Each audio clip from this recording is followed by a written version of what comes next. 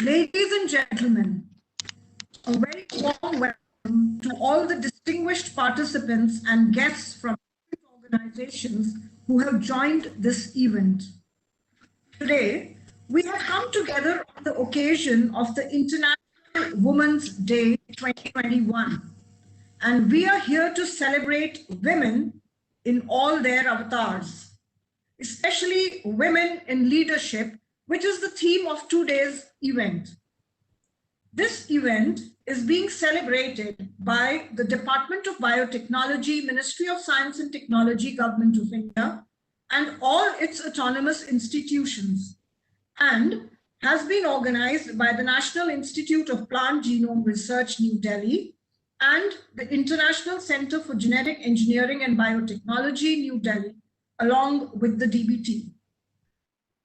The Women's Day this year is like no other that we have celebrated till date, as it comes at a time when countries all over the world have started to slowly recover from the devastating pandemic. Hence, this post-COVID era will present several challenges to women leaders, especially in the fields of science and technology, wherein we will look forward to their contributions in societal transformation and vaccine development. So, to begin today's proceedings, I request Dr. Dinakar Salunke, Director, International Center for Genetic Engineering and Biotechnology, India, to kindly welcome the distinguished guests. Greetings to all of you, and I'm here to give a word of welcome to all of you. But before I do that, let me add my couple of words for what Sabhyata has said. Women, of course, have key leadership contributions across all sectors, communities, and societies. On this platform today, we particularly celebrate all the women who played important role in advancing health and science, particularly during the COVID-19 pandemic. We are all aware that 70% of all the health professionals are women, and they have immensely contributed to containing the pandemic, as we are hopefully coming out of it in very near future. We salute them along with women in other sectors who have also contributed and played important role during the year that has gone by. To begin with, I am pleased that two past and one present secretaries of the Department of Biotechnology, Government of India are with us today. I would like to welcome Professor Vijay Raghavan, who also played important role while he was the secretary of the department, and also now very busy in shaping the COVID-19 policies as part of the core team of the Government of India. Dr. Manju Sharma, past secretary of DBT, and Dr. Renu Swarup, the present secretary, are true women leaders who played important role in shaping the biotechnology research in India, and I welcome them for this event.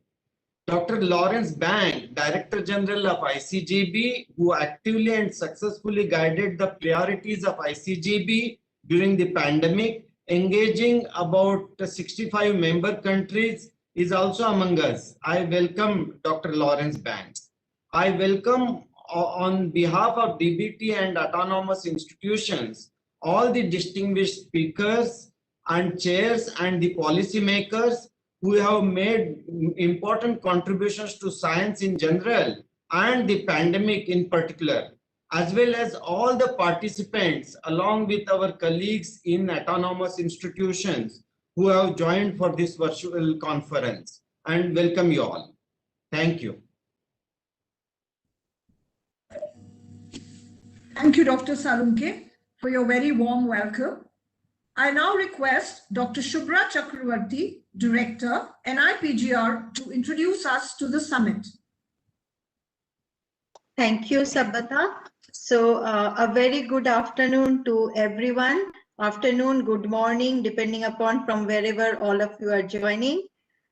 So dear Professor Manju Sharma, Professor Vijay Raghavan, Dr. Swarup, Dr. Banks, Dr. Salunke, two chairmans, Dr. Madhu Dixit, Dr. Pramod Garg, and all our distinguished speakers of the day, all our participants and our fellow colleagues, students, everyone. So first of all, I would like to thank all of you to be the part of this year International Women's Day, which being celebrated by DBT with its all autonomous institution at Dr. Salunke has elaborated before me. And you know that all of us rejoice this day every year when we try to recognize the contribution and achievements of the women in the society, irrespective to nation, irrespective to their ethnicity, is irrespective to linguistic, culture, or any other matter in that sense.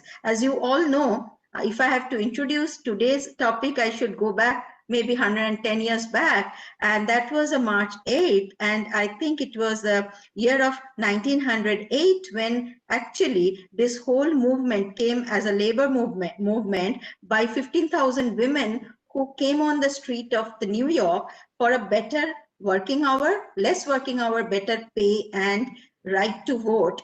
And after that, 1 year, there was a celebration in the year of 1909, and the first time it was celebrated was 1911 by Austria, Denmark, and Germany and Switzerland, 4 countries. And thereafter, today, therefore, we are celebrating 110th year of the the whole program, although United Nations started this by giving the name of this day in 1975.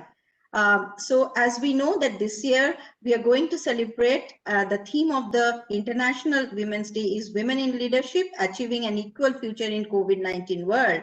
But when we discussed with Secretary and Dr. Salunke and few of us, we thought that we would focus on women in leadership. And also, as you would be seeing, that we would be having after the inaugural session by very distinguished, as Dr. Salunke said, 3 of the 2 past secretaries, 1 present secretary, also the PSA of the government, and also Dr. Lawrence Bank joining us from Italy. And after that, we would have 2 sessions. One would be focusing on role of women in societal transformation in the post-COVID era, where we have very distinguished national and international speakers chaired by Dr. Madhu Dixit. And I'm sure we are looking forward to hear all of them and their views. And the second session that we would be having is on women scientists and their contribution in the COVID-19 vaccine development. And as we know, many of the industry, many of the academia scientists who are women has enormously contributed and made our life to be safe in last almost 1 year time. However, if I would like to conclude, I would say that if you see the UN, it says gender equality by 2030. So if we go back and if we are standing after almost 110 years of this day that we are celebrating, still today, 60% women around the world work in an informal economy, earn less, and have a greater risk. We have 23% women who earn less than the men. We also occupy 24% only parliament seat by the women. And there are very few leaders in the science also. Maybe the science that I do is biology. We see many of the women as leader, but if I think about the STEM, the physics, chemistry, mathematics, there are many few of them. So in that case, I think that, we have 2 sides of the coin to find out solutions for those these gaps where we need to pull up women in any country where we can achieve equality for everyone. However, at the same time, the other side is how can we pull to see more women in a leadership position. So that is where we are doing this year's celebration. And I'm very happy to have with us so many women leaders, both from academia as well as industry, those who have contributed by themselves to the COVID-19, or they are actually leading many of the institutions and many of the science program across nations. So with that, I would end here. Again, a very special welcome from all of us to this program, and I hope that all of you enjoy. And to end with, a very happy Women's Day to everyone who are here with us and who are listening us on the YouTube channel, which is live right now. Thank you. Thank you, Dr. Chakravarti, for this very lucid introduction and updating us about the importance of the program today. On this special occasion, now I have the privilege of welcoming a very eminent and inspirational personality who also is a renowned woman leader and administrator. Yes, you guessed it right. It is Professor Manju Sharma. Professor Manju Sharma is the Distinguished Woman Scientist Chair, Professor, NACI, and former Secretary, Department of Biotechnology, Government of India. Very recently, she was the President and Executive Director at the Indian Institute of Advanced Research in Gandhinagar, Gujarat. She is still very active as the advisor, NACI's new initiatives, and also as the NACI DST Woman Scientist Chair Professor in the National Academy of Sciences, India. Dr. Manju Sharma is an Indian biotechnologist and administrator of several scientific research and policy-making bodies in India. Dr. Sharma played a significant role in establishing several institutions in the country. She was the president of the National Academy of Sciences, India, and also the Indian Science Congress Association. She is well recognized for her manifold significant contributions, particularly for the welfare of women who regard her as a role model.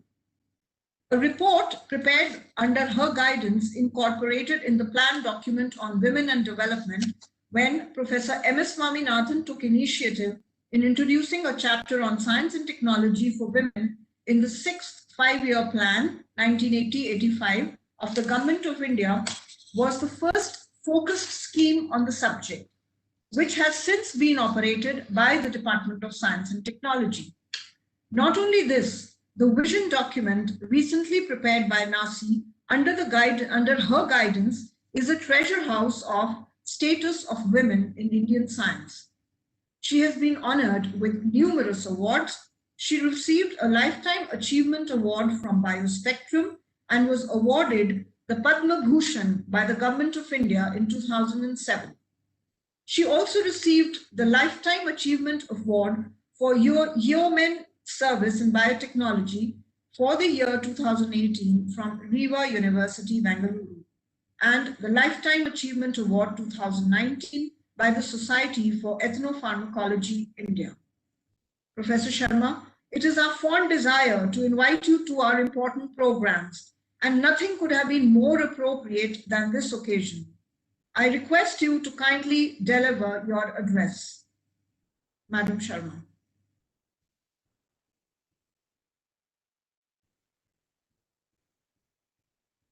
Participants. Thank you, Dr. Satyabhama, and a very good afternoon to all the distinguished participants. Professor Vijay Raghavan, Renu has not joined still, and Dr. Dinkar Salunke, Shubhra. Madam, she has joined. Oh, she has joined. Then Renu and Shubhra Chakravarti and many others, all the distinguished women scientists who are here, Madhu Dikshit and so on. It's really a very great day. So first of all, my greetings to all my colleagues who are here on this International Women's Day. As Shubhra had said, this was started in the US on 28th February 1909. And then there was an international meeting held in Copenhagen in 1910. Large number of women scientists from all over Denmark, and they joined there. And later on, as per the decision, the first International Women's Day was celebrated on 19th March in many European countries. However, it was 1975 when UN started celebrating on 8th of March. This year's theme, Shubhra has already said, women scientists at the forefront of the fight against COVID-19. We have had a devastating period. This pandemic has really affected not only the health, morbidity of our people, but also the economy. Everything has been almost shattered with the pandemic.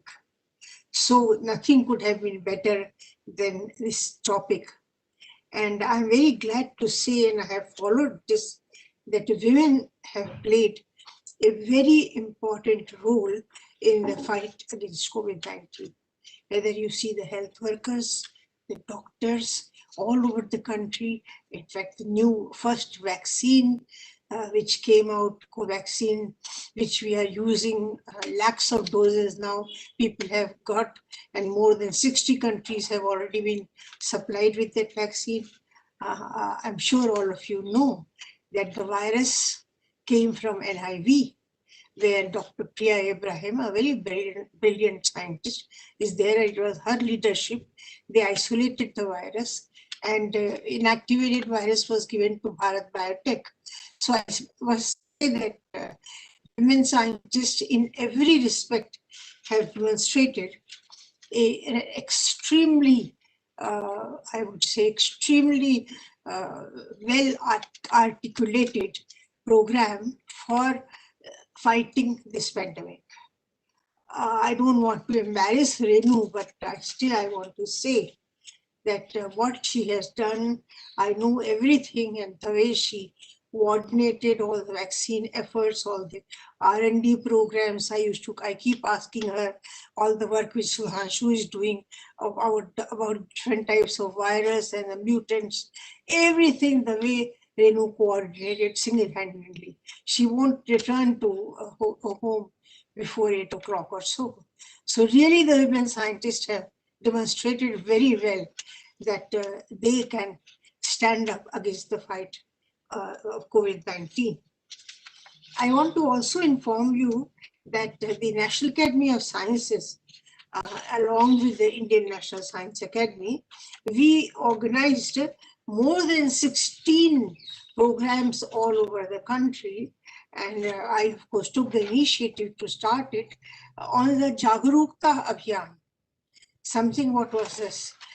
When PM gave an address on the 20th October, he had talked about in his address that we should go ahead and have this Jagarukta Abhiyan for an appropriate behavior during this pandemic.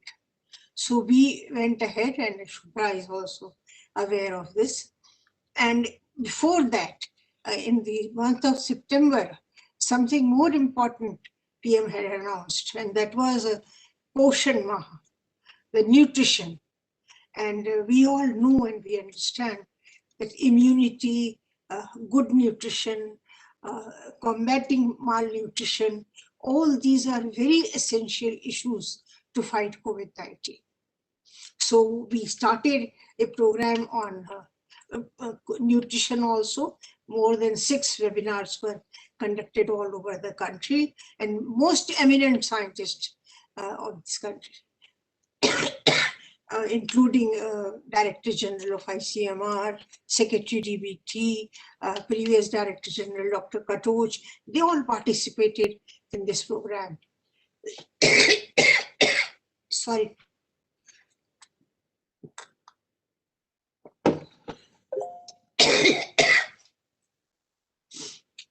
It's not COVID, but I have a very bad flu.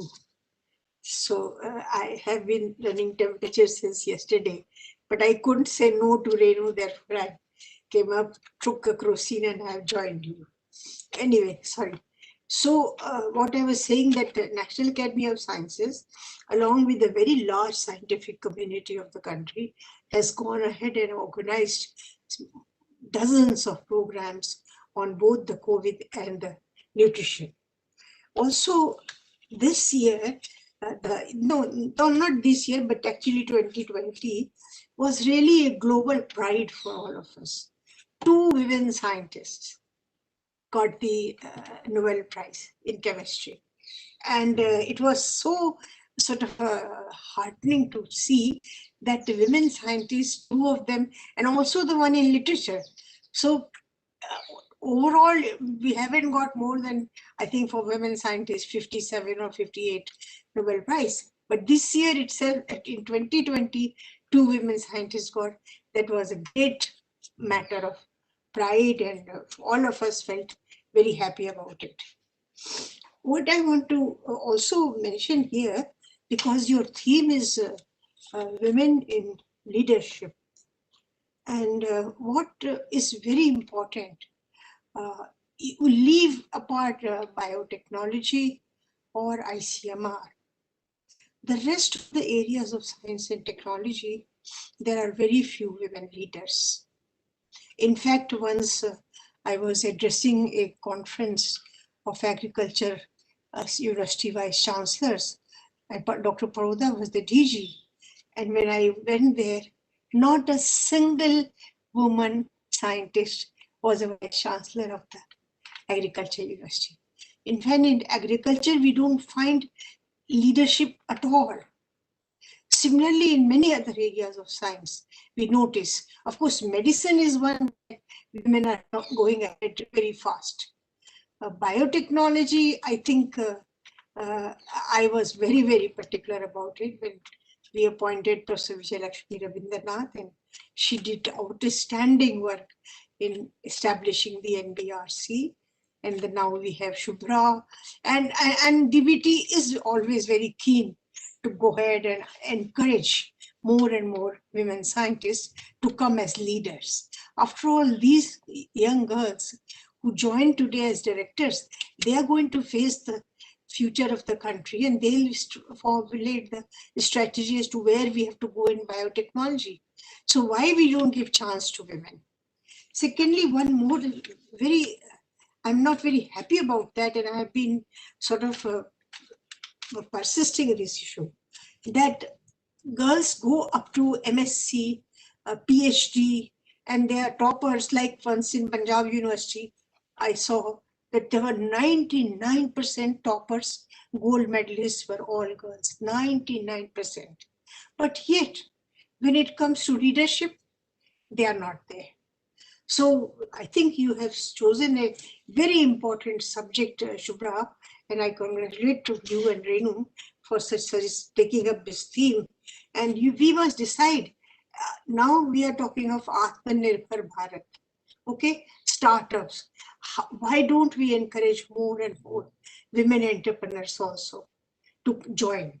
So my feeling is that we have to take a very conscious effort, proactive role to invite more women to join entrepreneurship and corporate work. And of course, science and technology institutions, the leadership roles are always there. We have all the facilities available for young girls, women, scholarships, financial support, girls and women. They are doing very well in STEM, I would say. In India, at least, when I see the situation in other parts of the world, I think that India is doing very well. But there is one very awkward thing. Women hold 1 in 5 STEM jobs. And why? We have no answer.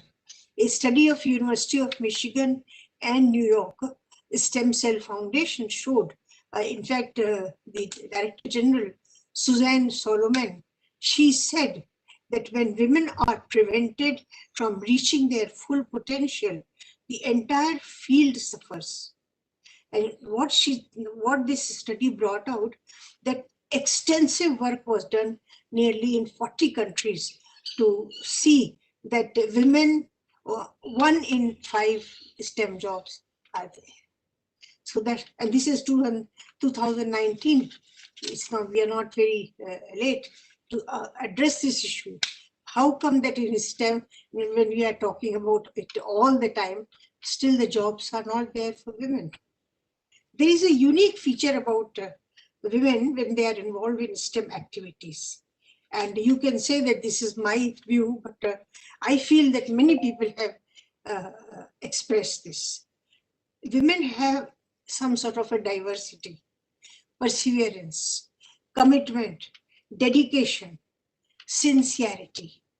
And all these qualities make them very unique. When they join a group of STEM in any field, in any area, they bring diversity to the whole program, to the whole work. There is something novel which comes in the program. So that is a very important issue. And from there, we will move towards the leadership when we think of that.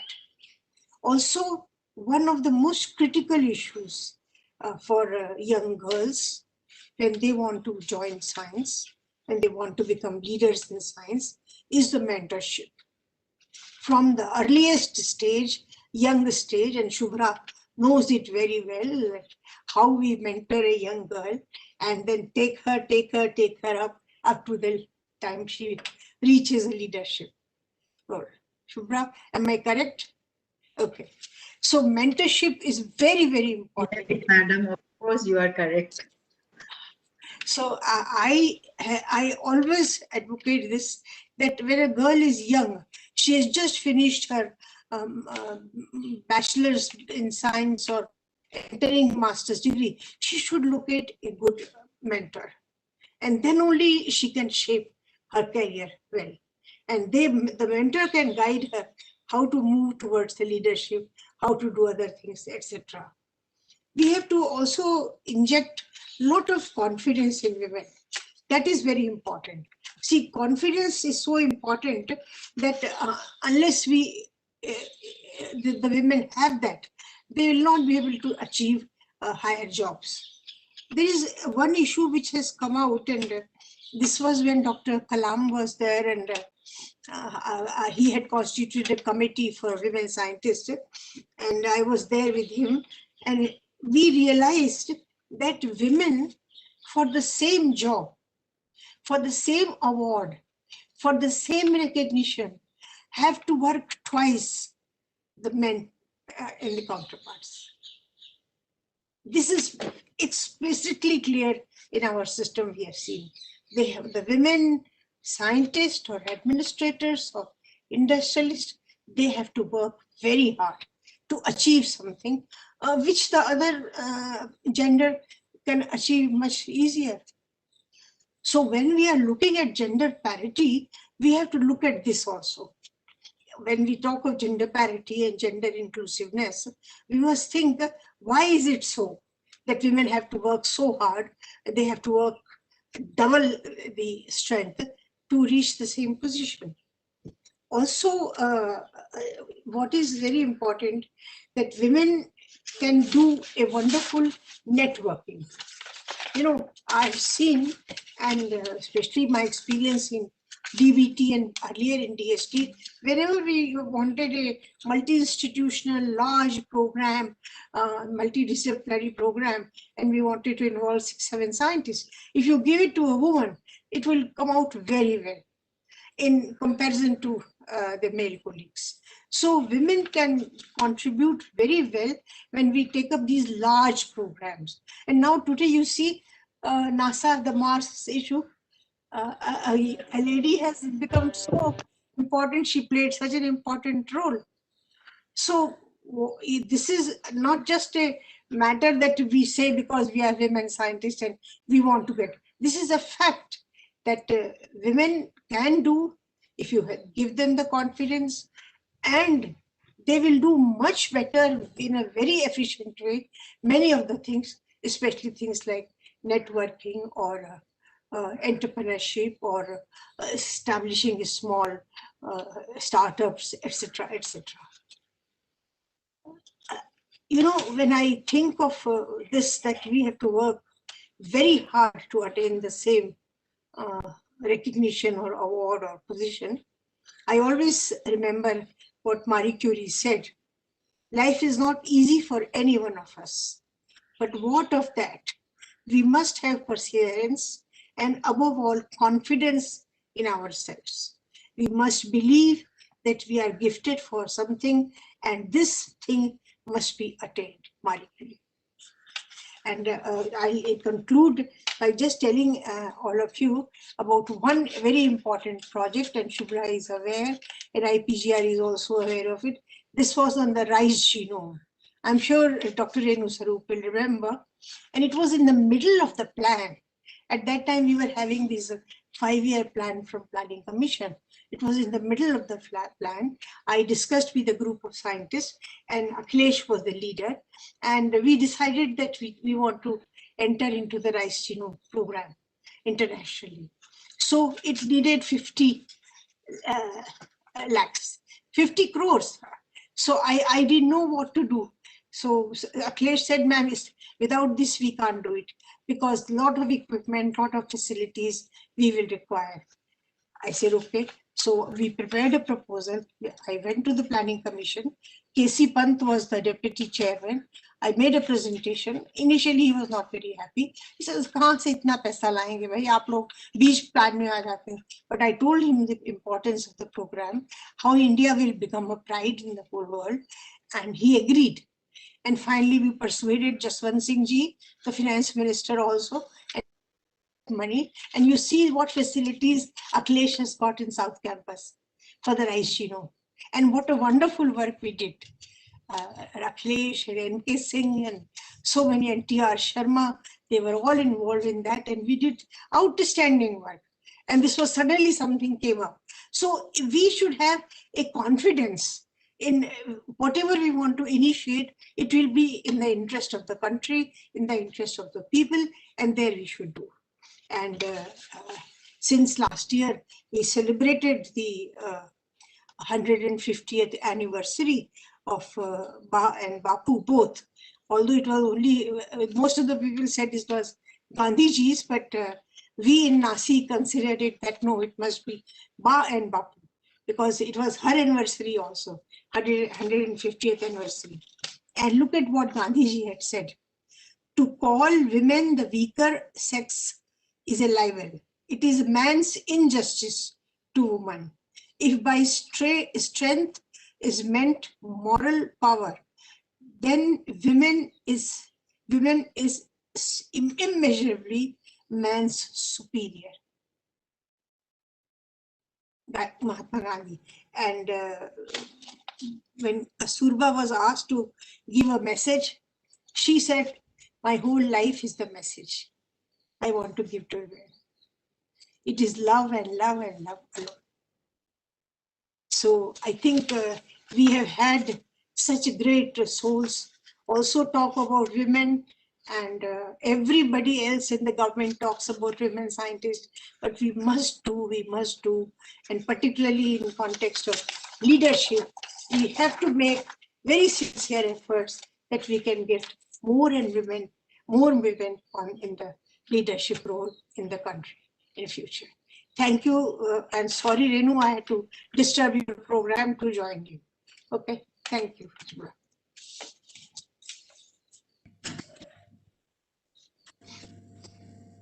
Thank you, Professor Sharma, for so explicitly describing the special attributes of women in STEM. This was really encouraging and motivating for all of us, especially the women scientists, who continuously look up to you as a guiding force, and we will continue to look up to you always. Thank you once again, madam, for joining us today. Thank you, Professor Sharma. To grace this very special event, we have amongst us today Professor K. Vijay Raghavan, Principal Scientific Advisor, Government of India. Professor Raghavan was appointed Principal Scientific Advisor to the Government of India in March 2018. Prior to that, Professor Raghavan served as the Secretary, Department of Biotechnology, Government of India from 2013 to 2018. Earlier, he was instrumental in establishing the National Center for Biological Sciences in Bengaluru in 1992 under the aegis of the Tata Institute of Fundamental Research. He also served as the interim head of the Institute of Stem Cell Biology and Regenerative Medicine in STEM, a new autonomous institute of the Department of Biotechnology. Professor Vijay Raghavan's contributions in science as a developmental biologist have been recognized widely. He was conferred an honorary Doctor of Science degree by the University of Edinburgh in 2011. He is a J.C. Bose Fellow of the Department of Science and Technology. He gave the J.C. Bose Memorial Lecture at the Royal Society in 2010. He was awarded the inaugural Infosys Prize in Life Sciences in 2009. He is also a recipient of India's most prestigious science award, that is the Shanti Swarup Bhatnagar Prize in 1998. He has the distinction of being among the top 50 alumni of the Indian Institute of Technology, Kanpur. He is a fellow of the Indian National Science Academy and the Indian Academy of Sciences and served on the council of the latter. Professor Vijay Raghavan is the only Indian elected as an associate member of the European Molecular Biology Organization. In 2012, Professor Vijay Raghavan was elected a fellow of the Royal Society. He was awarded the Padma Shri in 2013 by the Government of India. He was elected as a foreign associate of the US National Academy of Sciences in 2014. He also serves on the Academic Advisory Board for Biology of the Indian Institute of Science Education and Research, Pune, and on the RAPSAC of NI, and chairs the Research Advisory Panel of ICGEB. The HHMI Genelia Farm Research Campus, led by Gary Rubin, has Professor Vijay Raghavan on their Science Advisory Board. He is also on the Board of Governors of the Okinawa Institute of Science and Technology.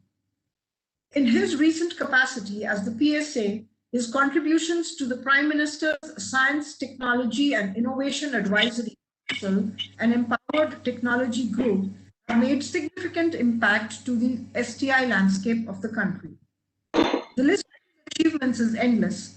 So now, without taking more time, I request Professor Raghavan to deliver his special address. Dr. Raghavan. Thank you very much, Dr. Bhatia. But I must first start by saying that my bio is slightly outdated. I actually don't hold most of the positions which said, but no matter, it's nice to have those listed. But thank you very much. I will not take time, but to say that I'm following Dr. Manju Sharma and will be followed by Dr. Renu Swarup, two of the major, stars in women leadership, and also Dr. Shubhra Chakravarti, Dr. Apurva Sareen is here, and many others in women leadership in the country.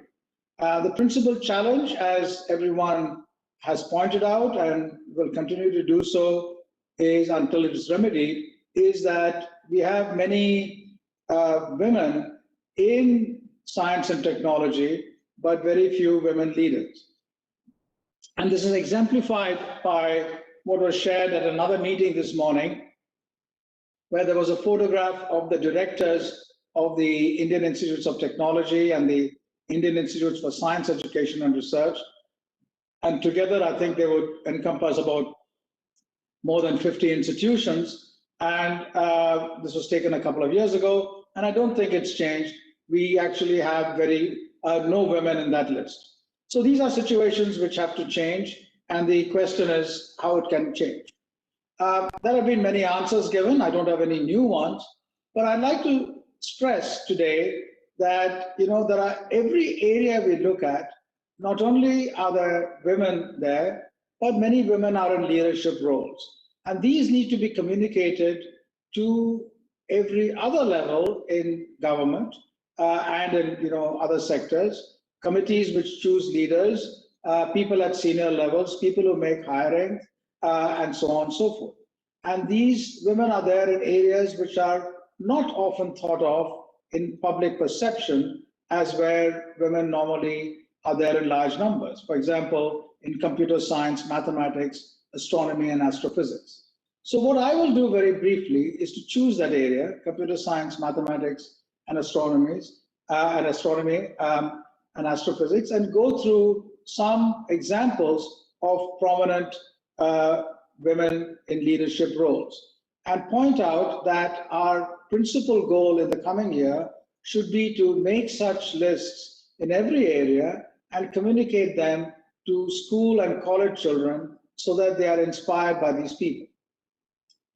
It's very important to have role models who one can be inspired by. And if our role models are only men or largely men and women who are many decades ago, then it is not sufficient. So many of the people I talk about in contemporary India and in the world are young, alive, and in leadership positions, and therefore should be communicated to others. Now, let's look at the Indian Space Research Organization. The senior most woman officer there is Anuradha TK, and she has been an inspiration for women working there and others who want to become part of ISRO.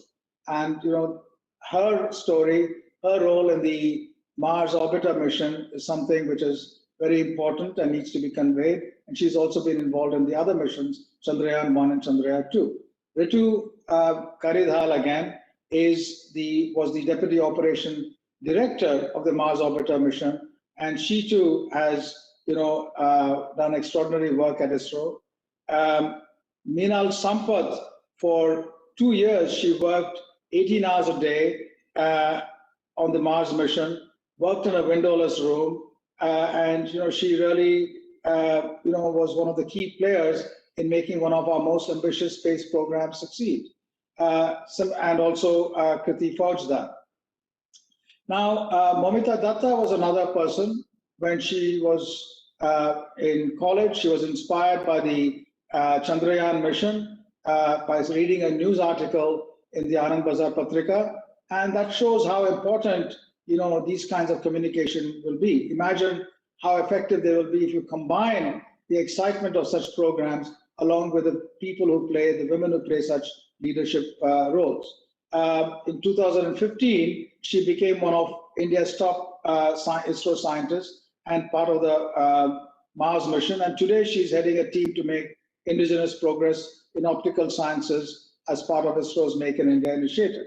Nandini Harinath, again, was a Deputy Operations Director for the Mars orbiter mission, and she's involved now in the Chandrayaan 1 and now in the Chandrayaan 2 programs.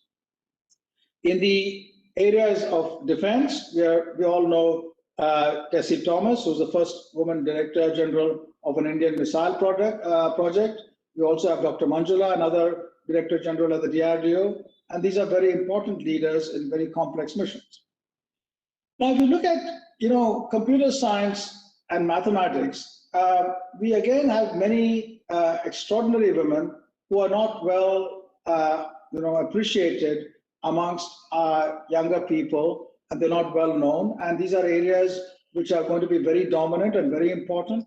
And both historically all over the world and now there is a need. Historically, there was a huge presence of women in computer science and mathematics. Indeed, it was so until these areas became commercially important, at which stage the men took over a strong presence. But the early days of computer science had a very strong presence of women. One of the people who was involved in developing computer science in India significantly was Professor Preeti Shankar. She was a professor at the Indian Institute of Science and tragically died early. But she was, did dramatically important work there in areas of, linking, formulating abstract formulation, using variables for the unknowns and actually getting the answer by, moving that to simple equations. She was the first woman electrical engineering student at IIT Delhi, and her work is still very appreciated in computer science circles. Sudha Murthy is known to many of you. Ms. Sudha Murthy is one of the founders of Infosys. She, again, was a gold medalist at a bachelor's and master's at the Indian Institute of Science, and she has been playing an extraordinary role in driving, philanthropy in India. Other examples are many. Let me, give you globally, nationally and globally, some people who have done really well. Saraswati Amma, who died in August 2000, was born in 1918, and she has done extraordinary work in the history of geometry in ancient Indian literature. and her work is globally, appreciated. She was both a scholar in mathematics and in Sanskrit, and this resulted in her writing extraordinarily important scholarly works. Sangamitra Mohanty, again, she's a professor at computer science at Utkal University, and she has worked on natural language processing, fractal geometry, weather prediction, and it's an example of how someone has done really important work in areas which are important in a state university context. Globally too, Indian women have excelled. Padma Raghavan is a vice provost at Vanderbilt University. She studied at IIT Madras, and she's a major researcher in the area of computer science and mathematics. And she was a distinguished professor of computer science at Penn State and an associate vice president for research, director for strategic initiatives. So here is an example of someone who is very important, both in terms of her contributions to research and also her leadership roles. Anima Shri Anand Kumar graduated from, Padma Raghavan, by the way, graduated from IIT Kharagpur. Anima Shri Anand Kumar graduated from IIT Madras, and she's a professor of computer science in Caltech. She was also the head of one of the world's largest machine learning companies, NVIDIA, and she's heading research which develop next generation AI algorithms. And there are many, many more. Priyamadana Trajan at Yale, Annapurni Subramaniam here in India, Prajwal Shastri in India, and several others. Now, if you look at the list of women astronomers and astrophysicists, if you Google and go to Wikipedia, sadly, there's just about one woman listed there from India. And there are many, many women who even I can list who should be there. So I would urge all of us to look at these kinds of pages and populate them so that we do justice to the extraordinary work in leadership positions which many Indian women have done. And this becomes available to growing Indian women, girls who can be inspired by them.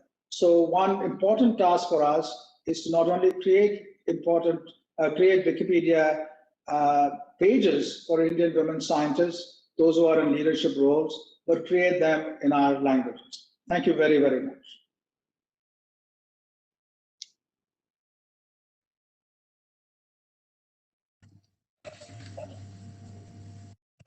Thank you, Professor Vijay Raghavan, for reminding us of the significant contributions of several women scientists and leaders across the wide spectrum of STEM. This will continue to motivate and encourage most of us. Thank you, Dr. Vijay Raghavan, for joining us. On this special occasion, now, I have the honor of welcoming a very distinguished and dynamic woman leader. Yes, none other than Dr. Renu Swaroop, Secretary, Department of Biotechnology, Government of India. She is a live example of what a woman can achieve once she puts her mind to it and works sincerely to achieve it. Dr. Swaroop joined the Department of Biotechnology in 1989 after her postdoctoral assignment at the John Innes Centre, UK. She served there for nearly 29 years before taking over as Secretary to the Government of India in April 2018. She has actively contributed in the formulation of India's biotechnology vision and strategy. She is credited with the establishment of India's largest microbial resource center, the Microbial Culture Collection, and a newly discovered microbial species, Natrialba swarupe, has been named in her honor. Dr. Swaroop is a fellow of several academies, prominent ones being the National Academy of Sciences, India, and a life member of the Trust for Advancement of Agricultural Sciences. She also has several awards and honors to her credit, the most important being the Biospectrum Person Award of the Year, the TWAS Regional Prize in Science, and the BW Most Influential Woman of India Award in 2019. One of her important contributions that I must highlight today is that she has been a strong supporter of women scientists and has been involved in several initiatives that encourage participation of women in scientific and technological research. She initiated the DBT scheme called the Biotechnology Career Advancement for Women Scientists, popularly known as BioCare, an initiative that has provided opportunities to several women scientists to come back to research and make a career for themselves. She was also a member of the Task Force on Women in Science, constituted by the Scientific Advisory Committee to the Prime Minister. She is also a member of the Organization for Women in Science for the Developing World. Madam, it is extremely motivating to have you amongst us, and I invite you now to Dr. Swaroop. Thank you very much, Sabhyata. Thank you so much. Thank you, Shubhra. Professor Vijayaraghavan, Dr. Manju Sharma has left. My greetings to her, Dr. Lawrence Banks, Dr. Dinkar Salunke, all the directors of our DBT autonomous institutes, the researchers, the faculty, and all the research students from different universities and institutes who have joined us. Greetings to you all on this International Women's Day. It's a wonderful opportunity to celebrate International Women's Day, and thank you, Shubhra and Dinkar, for having put this together along with all the autonomous institutes of DBT to discuss women in leadership. And the fact that we are all collectively talking about this very important subject itself brings this topic to the forefront and brings out very clearly how all of us are so deeply engaged in taking this mission forward, and that is of empowering women and bringing them to the leadership position. Dr. Manju Sharma highlighted the role of the Department of Biotechnology, the biological sciences. Professor Vijayaraghavan very clearly brought out how every sector of the STEM requires and does have good women leadership, which is as role models, but requires much more attention for us to bring it to the forefront. From the Department of Biotechnology, yes, we are, I would say, privileged, and we've always had rich leadership of women who have come forward. We've had a large number of researchers, and I was looking at some of the statistics today, and that was more for a parliament question that we were to respond to.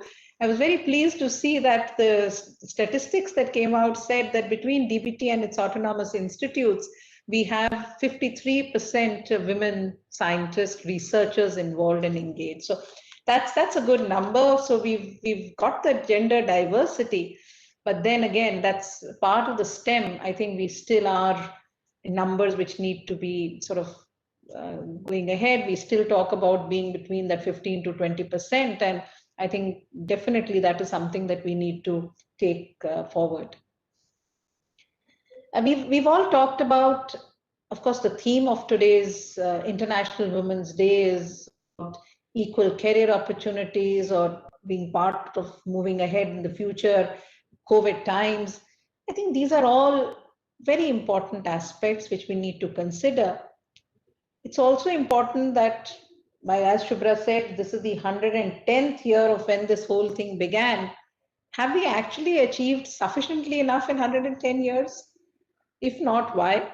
Despite the fact that each year we collect on Women's Day and do highlight the challenges, many solutions found as well, but how do we take that forward? So I think if you look at what the challenges are and what have we done to address it, probably we've moved in that direction. But again, maybe the speed with which, while our intent is fully there, but maybe the speed with which we are taking it forward needs to be accelerated if we have to achieve it as quickly as we want to. Otherwise, maybe 100 years down the line, you'll still have people sitting like us around the table and discussing why is it that we've not been able to achieve that gender balance. There are a couple of things that we all talk about, and one is trying to attract them young, so that we can bring in the young students, we can in sort of excite them, engage them, attract them to science. We talk about role models, which is so important to inspire them. We talk about building leadership and trying to see how we facilitate that, how we accelerate that. And most importantly, we talk about having a very enabling environment, an ecosystem, policies, which allow us to do that. So if you look at all these four, there definitely have been steps that we've taken. And when I say we have taken it, not just the government of India, which has taken these steps. We have worked with our international partners, we work with others, and globally there has been a concerted effort to do it. But as I said, probably today is the time for us to sit back and think, what is it that we can do better? What are those gaps that we need to strengthen to be able to achieve what we would like to, and that's our desired goal. Dr. Manju Sharma brought out the difference in the number of awardees, whether from Nobel Prize or Shanti Swarup Bhatnagar. Yes, we do understand the percentages are still very low. Professor Vijayaraghavan very correctly highlighted that if in biology and those areas we have achieved beyond 50%, we still have areas of mathematics and engineering and others in which you are either in single digits or still well below even the 13%, which is the global sort of or the Indian average mark. So how is it that we try to focus on these areas? One is definitely what the Department of Science and Technology, what DBT are doing to try and bring in mechanisms in which we support them.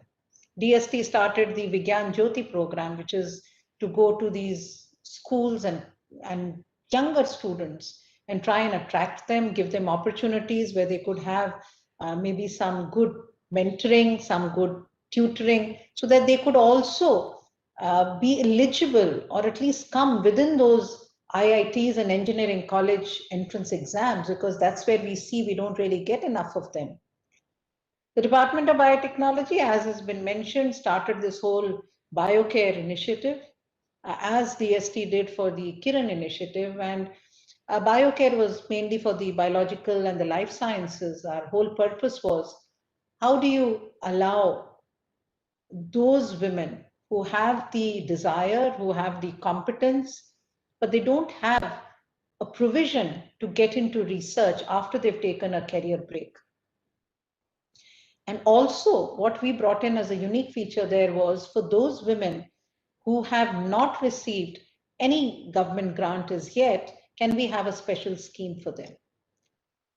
The reason was, one is that, and I have to put it straight here, that those women who have been supported so far, I think something to the tune of about 350 to 400, I'm sure all the committee members, and I know many of the committee members are with us today in this webinar, will stand with me when I say this, that the quality of their research was not compromised with.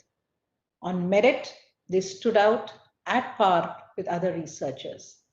The only reason that we needed a special provision was because there were certain provisions which did not allow them to get into research grants. And for those employed women, where we gave them an opportunity, it was just to bring them into the mainstream and then put them on a level playing field so that they could move forward.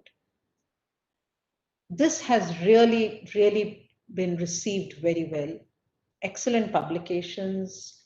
Many of them have actually got employed within their own institutes. What is also interesting is some of them have moved on to set up their own enterprises. Now, moving from April onwards, when we move into the next Finance Commission or next plan period of our budgeting, we took this decision that we need to scale this up. And I'm very glad that ICGEB took on the responsibility to set up a program unit for us, which will help us to manage this entire BioCare. And I'm very pleased that Dr. Lawrence Bank, you're here. You remember and recall that we discussed this. This will also give us an opportunity to open up this BioCare to be able to bring in women scientists from other member countries and other parts of the world. Because I firmly believe that it's not about just having women in leadership just within the country. The more they meet, the more they share their knowledge, they share their experiences, it sort of, you know, gets amplified. And I think sharing is key for this, and sharing of success stories. That's what role models are. You just can't go and give a lecture and say and get somebody to be inspired. It's more networking, more engaging, and spreading that word of success. So the moment they see, success itself becomes something that then replicates. Then you see more people getting excited. So I'm hoping moving into April next year, we will be able to now open it up for other women to come in, and that sharing of experience from other countries will add so much of value to this whole program that we take on. We also looked at different opportunities that we could provide to the women scientists in terms of their other leadership training programs, overall developmental programs. And the other aspect that we looked at was from the entrepreneurship part of it, because that's again a very important aspect. And DBT through BIRAC has been able to set up this large network. When we began, we were sort of just a small percentage of it. And just last week in the Global Bio India, the bioeconomy report of the country was released for 2020. And when ABLE released that report, we learned that we are currently at about 4,500 biotech startups, and 40% of these have women as their founders or their lead investigators. Very encouraging to see these numbers. But then again, that's not sufficient. We need to sort of gear up more and see how we can do that. I think it's important for us, and we've all done it, to see how do we recognize what those challenges are and strengthen them. All these numbers that we're all talking about, these wonderful examples that we are giving about women in leadership, are of course the women in leadership in our academic institutes, in our research institutes. And as Dr. Manju Sharma also said, DBT has been fortunate. We've had women directors leading our institutes. Even currently today, as we speak, we have both Dr. Shubhra Chakravarti and Apurva Sareen leading our institutes most efficiently, along with all our other directors who are leading it very, very efficiently as well. So that's what gender diversity is. But I think it's important for us to see that women need to have and play a very important leadership role at all levels. Even at the rural level, even at the grassroots level, at the panchayat level, in various decision-making positions that they are there. We've had a number of societal programs. Currently, we are operating on what we call the Biotech Kisan Hubs. These Biotech Kisan Hubs are where we are engaging with the farmers. We're trying to take science-led solutions to the farmers. And these have been set up in about 115 aspirational districts. I was very pleased to see that many of these, when they're talking about training and doing, bringing out various other training activities and skilling activities, large number of women farmers were being identified to train them, which is so very important. Because if we have to look at the participation of women, it has to be across all fields, whether it's agriculture, whether it's nutrition, whether it's healthcare. So DBT has focused on both aspects in terms of women empowerment. One is empowering the women themselves to become leaders, and looking at opportunities where we have science through which we can empower women through their healthcare, agriculture, and other activities. And I think both these components are very important for us to take forward. We've got large number of programs that we run for technologies which impact women, whether it's removing their drudgery in terms of the agriculture and other practices, or healthcare, in which we are looking at improving the maternal and child healthcare, or it's the interventions which help to look at the nutritional aspect. We play a very important role in the nutrition mission. So all these are so important for us. The COVID times clearly also brought before us the importance that women have in this whole ecosystem. We did, in fact, a global meet last year virtually on women in global health. And that clearly brought out globally, regionally, the role which women have played, many of those which get documented, which get projected, but many of those which do not get documented. And I think it's so important for each of us to bring out excellent documentation of what these wonderful leadership roles which have been played by women. I would just like to say that as we move ahead, and all those who are here from our directors of our institutes, heads of organizations, I think it's important for us to focus on the other most important pillar, and that is the institution providing the enabling environment and ecosystem to promote leadership development. And for this, it's important that we focus at the base. Unless and until we have a very broad base, we're not going to be able to get too many leaders as we go up. And probably programs that we are doing like BioCare and Kiran, I was looking at the numbers, nearly about 25,000 women across DBT, DST, and CSIR have been benefited through these various programs that we've done in the last 3-4 years. Maybe just amplify those numbers. So if you have a large base, I'm sure we'd be able to get more women coming up to the leadership position. And that's the role which institutional heads, directors of organizations need to focus on, building that base as we move ahead. We also need to see how we could encourage the entrepreneurial activities, try to see how we could have bring in more of an inclusive nature in taking it ahead, because in the entrepreneurial growth and development, we have seen this sort of a mismatch in terms of women coming forward and wanting to take up their area of interest for entrepreneurship, not having sufficient the interest that is being shown from the investors and financial groups. And I think that mismatch also, we have to try and see how we can connect them, try to see how we make all these policies more inclusive. We also have to focus on trying to see how many of these sectors which are in our rural population, we're trying to set up these rural technology hubs, rural technology clusters, giving them access to microcredit schemes, creating these self-help groups. But there again, we have to make an effort to try and see how we move them from the informal to the formal structure, because they are not really considered too much in terms of the formal organized structure. So unless we do that, it's difficult for us to build leadership there and engage them more in those sort of activities as they move on. Lastly, I would just like to say one thing, and that's a message for all the young women who are here.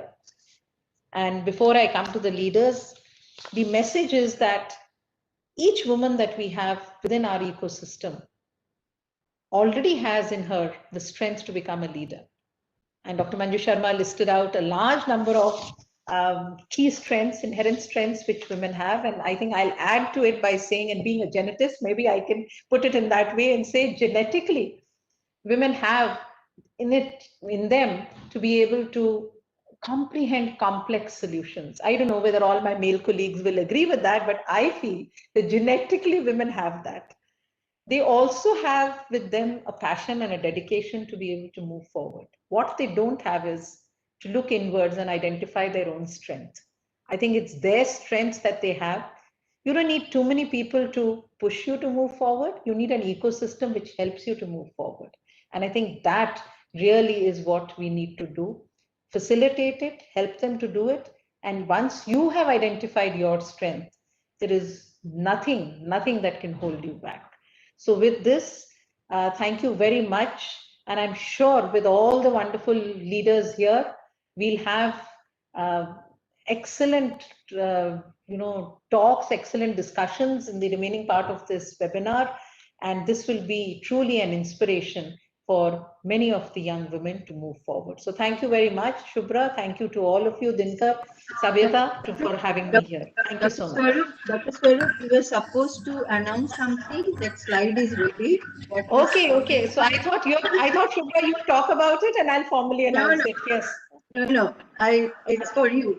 Okay, so Shubhra wanted me to announce. So what we have discussed, Shubhra and my team, we all had a discussion. I was glad that Dr. Vijay Raghavan also spoke about it. We really need to have a portal that we can bring in what our women are doing. So we take this opportunity to announce today, Swati, a portal that will be set up by DBT and all its autonomous institutes on science for women, a technology and innovation portal. We hope that we will be able to document all that the women in science are doing, not just within DBT and its autonomous institutes, but all the activities that we support across. And once we launch the portal, there's going to be no end to it. I'm sure there'll be so many innovative ideas that we can bring in, but it gives me great pleasure in announcing the launch of Swati, a portal that we dedicate to science for women. And we hope that we will be able to bring in information on all our young researchers, on the biocare scientists, our young researcher faculty across all institutes, across all universities, and this would be then used as a wonderful opportunity to go across the country and inspire and encourage many of our younger students who would want to get into this. So thank you, Shubhra. And I'm sure this, Shubhra, along ICGEB and NIPGR together, taking forward our whole program as we are doing today and the Biocare initiative, working with all our institutes and DBT, will be able to populate with excellent information. Thank you so much for this opportunity. Thank you.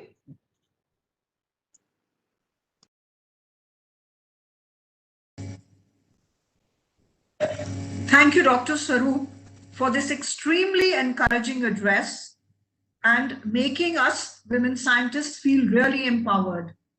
We hope to be able to accelerate further the efforts required to strengthen the women in STEM. Thank you, Dr. Saru.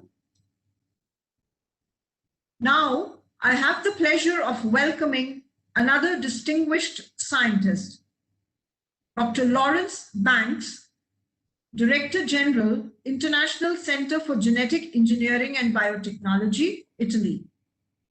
Dr. Lawrence Banks received his degree in microbiology and his PhD from Leeds University, UK in 1984. In 2019, he was elected the Director General of the International Center for Genetic Engineering and Biotechnology, an international scientific research organization that promotes sustainable development through advanced research education with headquarters in Trieste, Italy. He served as scientific coordinator of the ICGEB from 2016 to 2019 and has been the group leader of the Tumor Virology Laboratory at ICGEB Trieste, Italy since 1990. Dr. Banks has worked in the UN environment for 30 years in different capacities, always focusing on using science for development in ICGEB's member countries and particularly in low resource settings. As scientific coordinator, his activities centered on expanding interactions across the ICGEB constituency and building relations with international organizations and stakeholders in areas spanning biotechnology and development. Since being appointed Director General in 2019, Dr. Banks has undertaken the enhancement of technical assistance programs and aligning the ICGEB with the fulfillment of the SDGs. During this time, he has overseen great expansion of ICGEB's cooperation with other international agencies, including UNOSSC, TWAS, UN Tech Bank for LDCs, and Bill and Melinda Gates Foundation, thereby bringing science and technology to the people that most need it. As a scientist, his current research interest focuses on human papilloma viruses, the causative agents of a number of human tumors, the most important of which is cervical cancer, a major cause of cancer-related death in women worldwide. His laboratory has made groundbreaking contributions to our understanding of how HPV enters the cell and subsequently brings about changes resulting in malignancy. To date, he counts on 234 publications with an H-index of 57.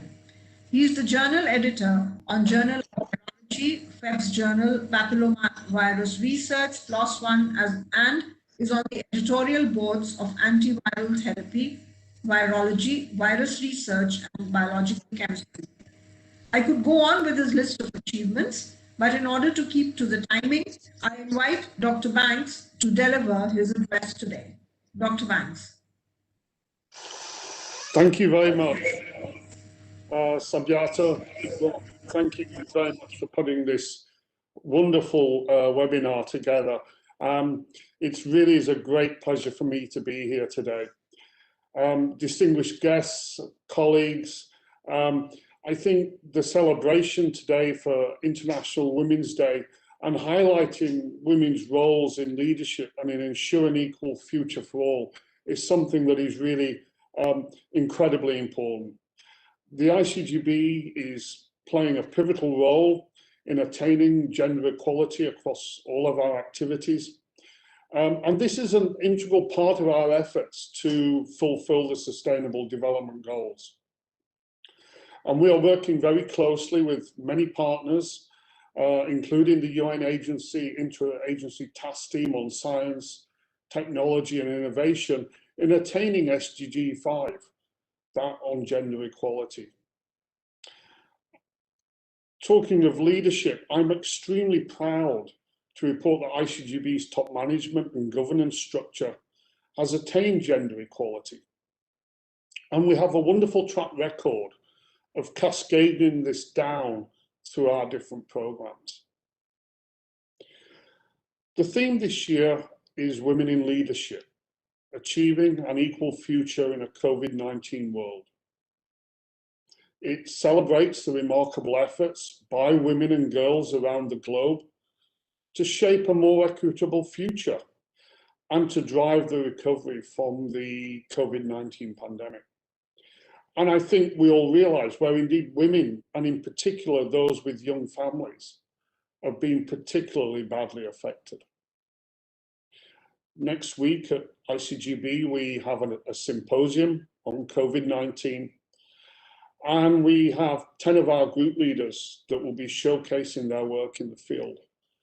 5 of these are women, and their work in therapeutics, diagnostics, virology, and epidemiology testifies to their position at the forefront of science in the fight against SARS-CoV-2. ICGEB offers amazing opportunities for access to state-of-the-art training and education, and this is nowhere more apparent than in our fellowships program, with women occupying well over 50% of our fellowship places over the course of the last 3 years.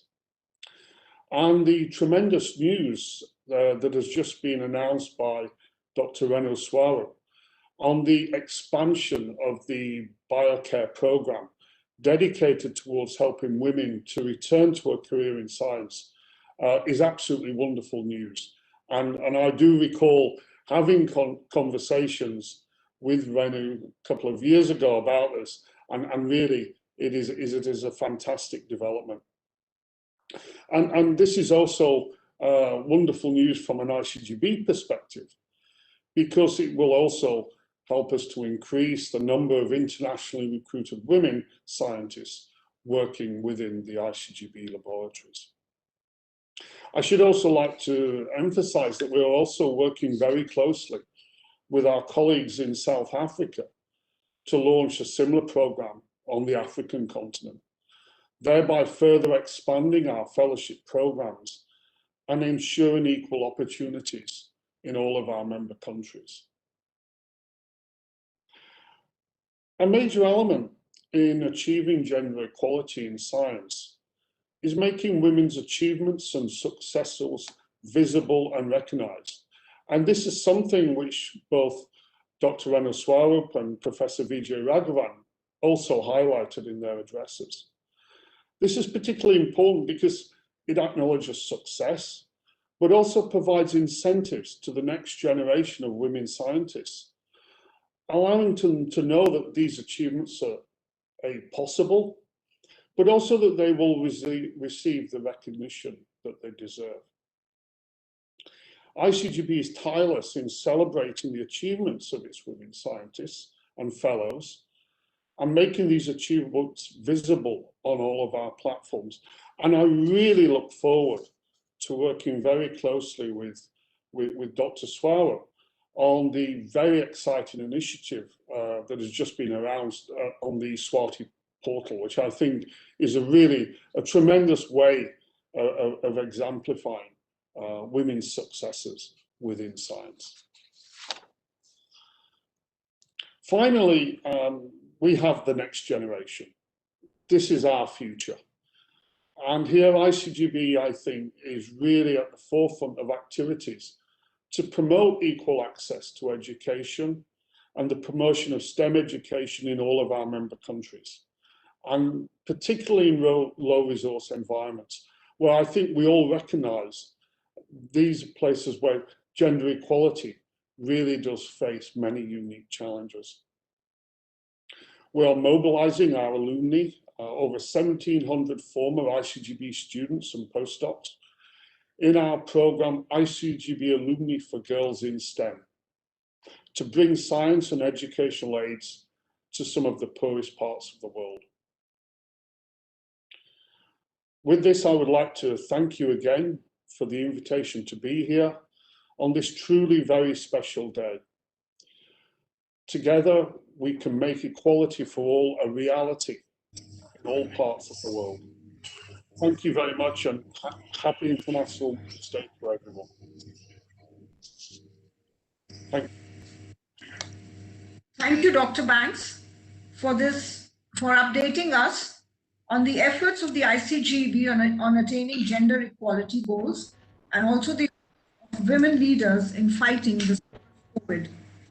And I think India looks forward to working with the ICGEB. Thank you, Dr. Banks, once again. To the end of this session, I invite Dr. Aishwarya Lakshmi, scientist, NIPGR, New Delhi, to deliver the formal vote of thanks. Dr. Aishwarya. Thanks a lot, Dr. Bhatia. It indeed is a great pleasure and honor to propose a vote of thanks on such an esteemed occasion. I would like to start vote of thanks by quoting a shloka from Manusmriti, which says, Yatro naryastu pujyante ramante tatra devta, which means even the divine forces like to inhabit the places where women are honored and worshipped. Celebrating International Women's Day is therefore a step in the right direction where women are being honored and celebrated. I, on behalf of NIPGR family, would like to thank all the speakers of inaugural session.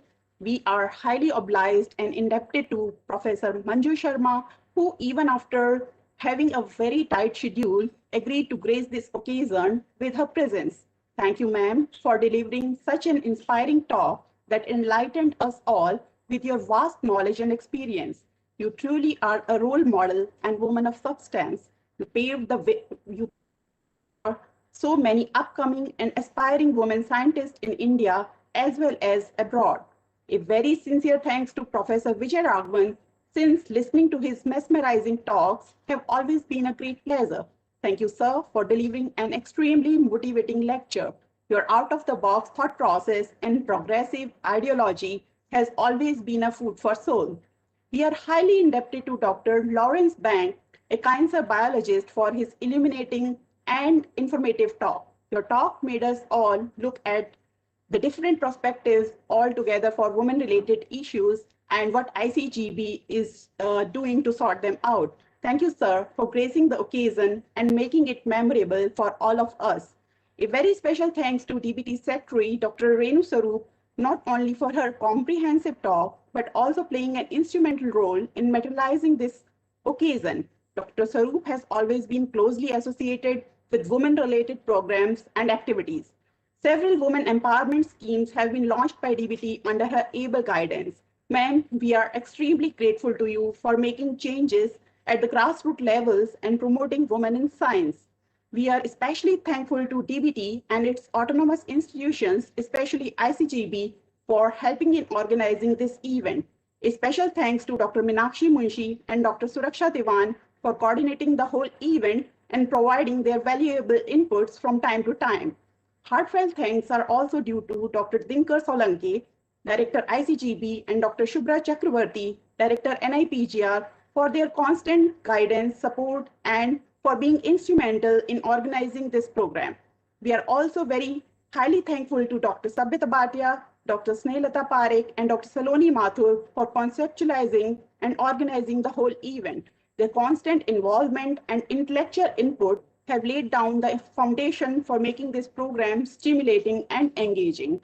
Last but not the least, the program would not have been possible without a very efficient administrative and technical staff of NIPGR who really worked very, very hard to make this event possible. I thank all the participants for their kind attention and interest. I would now request Dr. Sabita Bhatia to please coordinate the remaining sessions. Thank you all for your patience. Thanks a lot.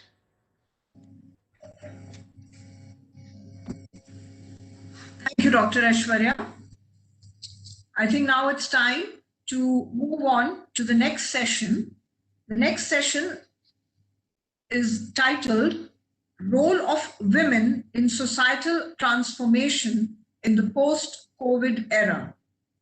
This session will be chaired by Dr. Madhu Dikshit, who's THISTI National Chair at THISTI, India. Before I give it over to Dr. Madhu, I would like to tell the audience that Professor Apurva Sareen, who's scheduled as the next speaker, will not be able to join us today due to some reason. So I would request Dr. Madhu Dikshit to kindly conduct the proceedings of this chair, of this session. Dr. Madhu Dikshit is an Indian cardiovascular biologist, pharmacologist, who has served as director of the CDRI, CSIR, all the three major Indian National Science Academies, namely the Indian Academy of Sciences, National Academy of Sciences India, and the Indian National Science Academy, have elected her as their fellow. She is a recipient of the Young Scientists Award in 1989, as well as the Professor K.P. Bhargava Memorial Medal in 1999 of the Indian National Science Academy.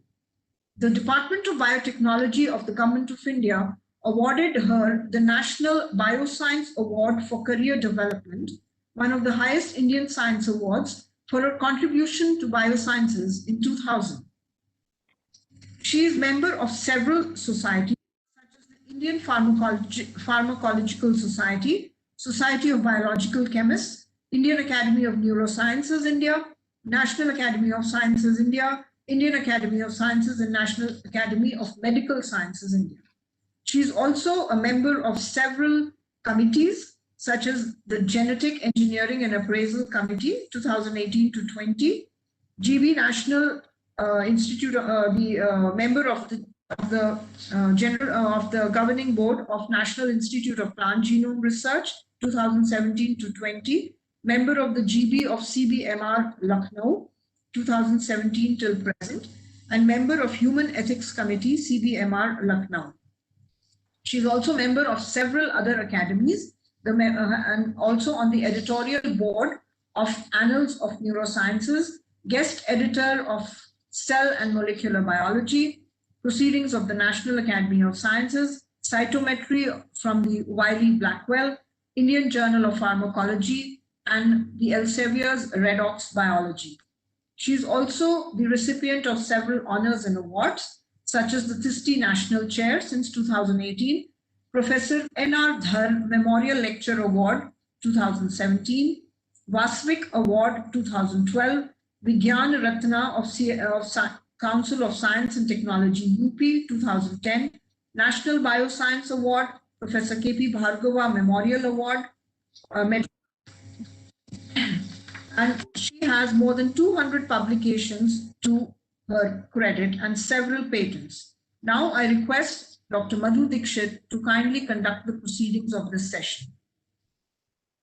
So thank you so much, Satyata, for a very detailed introduction. I see that Dr. Manju Sharma has already dropped off. So Dr. Vijay Raghavan, Dr. Renu Swarup, Dr. Lawrence Banks, Dr. Shubhra Chakrabarti, Dr. Dinkar Salunke, Dr. Pramod Garg, all the distinguished scientists and speakers. So previous session had been very inspiring, highlighting leadership traits and also issues related to gender inequality and their participation. I wholeheartedly thank Shubhra and Dinkar for inviting me to chair the session.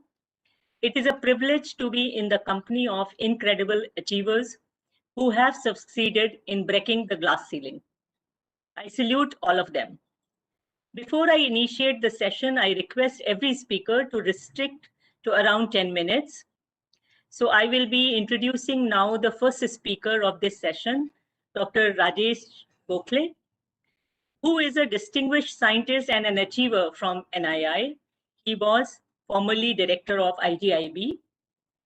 He is an alumnus of IIT Bombay, PhD from Indian Institute of Sciences, Bangalore, a postdoctoral researcher at Stanford University, California. His research interests are in the interface of immune and metabolic responses in tuberculosis and vitiligo. He has a large list of awards and recognitions to his credit.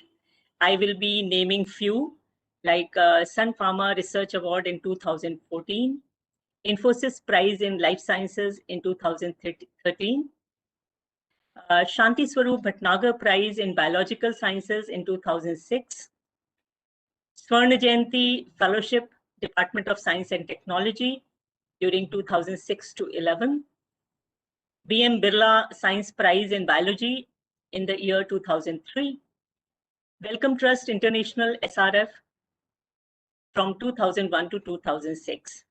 So Dr. Rajesh, I invite you to deliver your talk. Rajesh. Thank you. Thank you, Dr. Madhu Dixit, for this wonderful introduction, and really happy to be here on this really fabulous occasion. I have some to share because Shubhra asked me to talk about woman entrepreneurship, actually. And that's something that would require me to a little bit do homework, and I thought I'd put together something that I would like to share with this wonderful audience. First, so it's really amazing to see here all about these wonderful things actually that we've discussed in the morning, and I think it's really creditable, and I feel really overhauled by such fantastic people around in this community that we're discussing about. So I would start with an article which is kind of a satirical article which gave an interesting perspective of challenges and exceptional qualities that make women as an outstanding leader, actually. And this is a recent article that appeared in Hindu by Jane D'Souza, actually, on March 6th. And it actually takes up a scenario where it says it's that time of the year for performance appraisal, what else? And the question that is put to her is, describe your growth in the last year, actually. And we all know what has happened in the last year of the COVID, actually. That's a cartoon that tells you what it says. Exponentially, sir. Then I'm not sure that you are interested in the 3 extra arms I grew. To scrub up a stain while typing a mail, while negotiating a client, with unclogging the sink, while rinsing the dog's paws of peanut butter. Now that I have to send in my replies to this performance review, I've just noticed a 6th arm beginning to sprout, actually. And that's really, I think, has been the incredible story of a variety of homes in Indian perspective. And I really think that that's what has made the common women who have really taken leaderships in their families. And I think this tremendous ability of women has toned down the impact of COVID-19 in Indian families, in my opinion, has had the highest impact. And I think that clearly leadership starts right at the home. If you really look at from an international scenario as well, actually, you see that the New Zealand and Germany, which has an exceptional global fight against coronaviruses, it's noteworthy that both these countries have women leaders. And I'm pretty much sure, it's all very well understood what it is, actually. But I think we should also really glorify wonderful women who have done some fabulous work in fight against India as well, actually. And we must all be very proud of, actually, of various ministers and our own DBT secretary, Dr. Renu Swarup, finance ministers, various institutions, leaders, actually, who have had wonderful science going in the background, and also really fabulous frontline workers who have done this fabulous job of actually keeping this country together, actually. I think that the task has been to be able to nullify the effects and be able to allow people to take leaderships in a variety of areas of research as we look at, actually. And as you would see, COVID-19 has been the greatest amplifier of inequity in a century, actually. So this is always the case. When there are these kind of large events that occurs, it's actually just amplifies the differences rather than simplifies them. And that's what gives you opportunity. And I think every disaster is an opportunity, and therefore, can this opportunity be used to correct the balance that we all need to do, actually? And I thought one of the most important aspect, actually, in fact, from the point of view of women leadership, which would change tremendous changes in life, is a woman entrepreneurship, actually. And the three qualities which I think are critical for entrepreneurship of any kind in the world is really the enterprise, optimism, and the agility, actually. I think these are all truly woman guaranteed outlines that I would be very, very happy to say that. Just to give you a perspective of what is really the quality of people that we have in India, actually. And this I've taken from an article that's published by Google and Bain and Company, actually, which says Powering the Economy with Her. And it's published sometime early in December.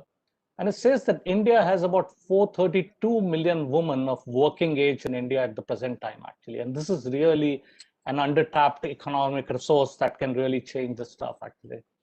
However, at this stage, India has about 13.5 to 15.57 million woman-oriented enterprise, which represents 20% of all the enterprises that we talk about, actually, all the variety of stuffs actually look at.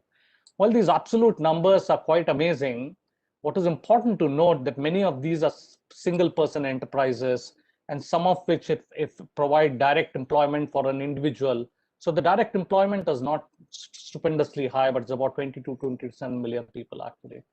Further, a corollary to attach is that number of these enterprises actually reported as woman-owned are not in fact controlled or run by women, but for a variety of reasons it's listed as that. So we need to correct those kind of problems, error margins as well, actually.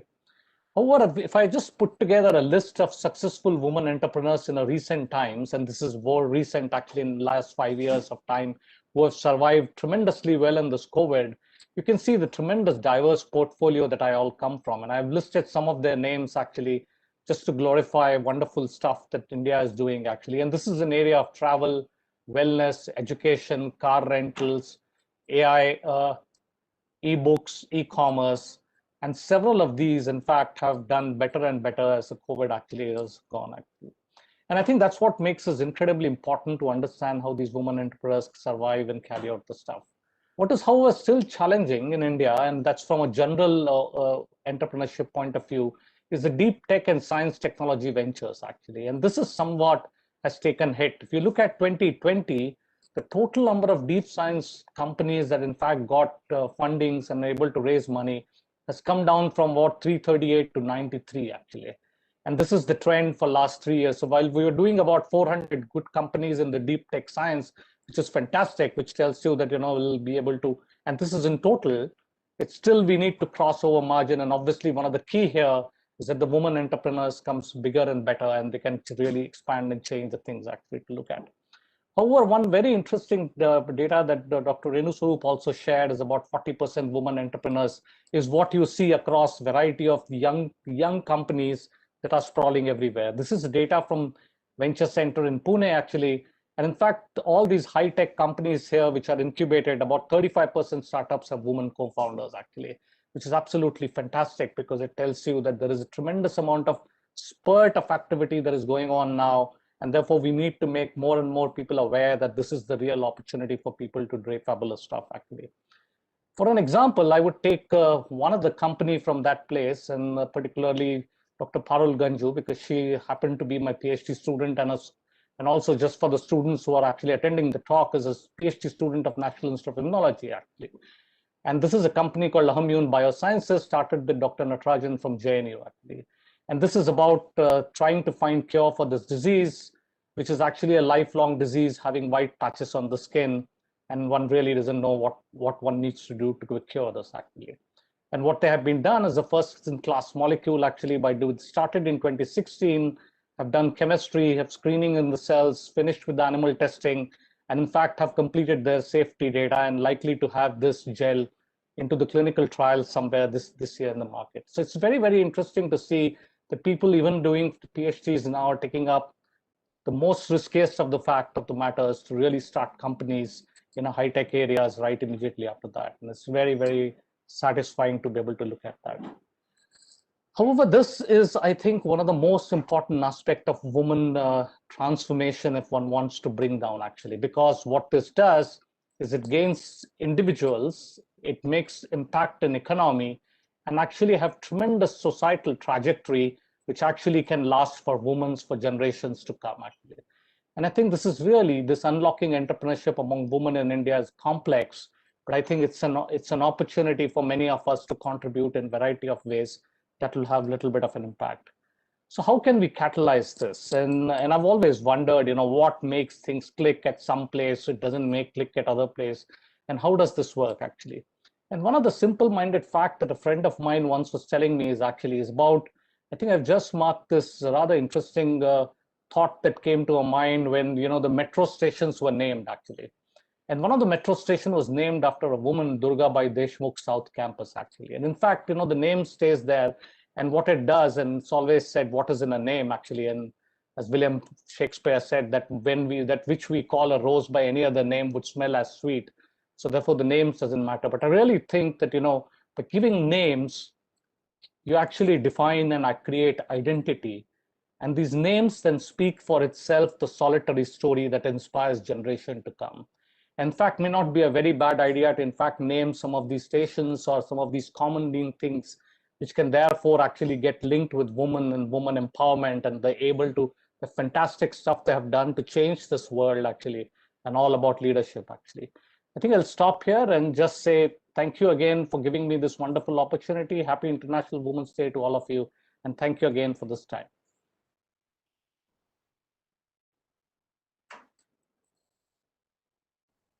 Thank you so much, Rajesh, for sticking to the time.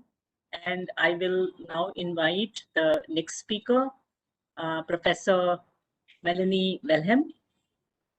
She has been the Executive Chair of Biotechnology and Biological Sciences Research Council, part of UK Research and Innovation. And for 2 years prior to this, she served as Interim Chief Executive of the Council. At the University of Bath, Melanie was a leading researcher in molecular signaling and stem cell science, and was the first woman to be appointed a professor in her department. She obtained her first degree in biochemistry from Imperial College London before undertaking a PhD at University College London, followed by postdoctoral research at the University of British Columbia, Canada. She is currently a member of Board of Trustees of the Human Frontiers Science Program organization and a member of Governing Board of Science Europe. In her current role, alongside leadership of BBSRC, Melanie has particular responsibility with the Innovate UK Executive Chair for the delivery of Industrial Strategy Challenge Fund. Professor Welham is an advocate for equality, diversity, and inclusion, playing a leadership role and engaging in the activities to promote the EDI agenda. So I invite Professor Welham for her talk.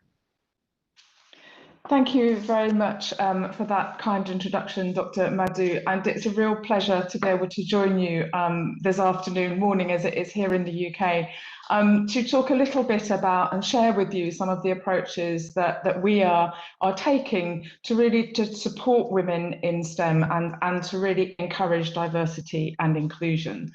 UKRI is the largest public funder of research and innovation in the UK, and we want to support the best people, the best ideas, the best talent, the best innovation in universities, in businesses, and in research institutes. Really with the overall aim of creating new knowledge, pushing back the frontiers of our understanding, and then thinking about how that translates to benefit society and obviously the economy.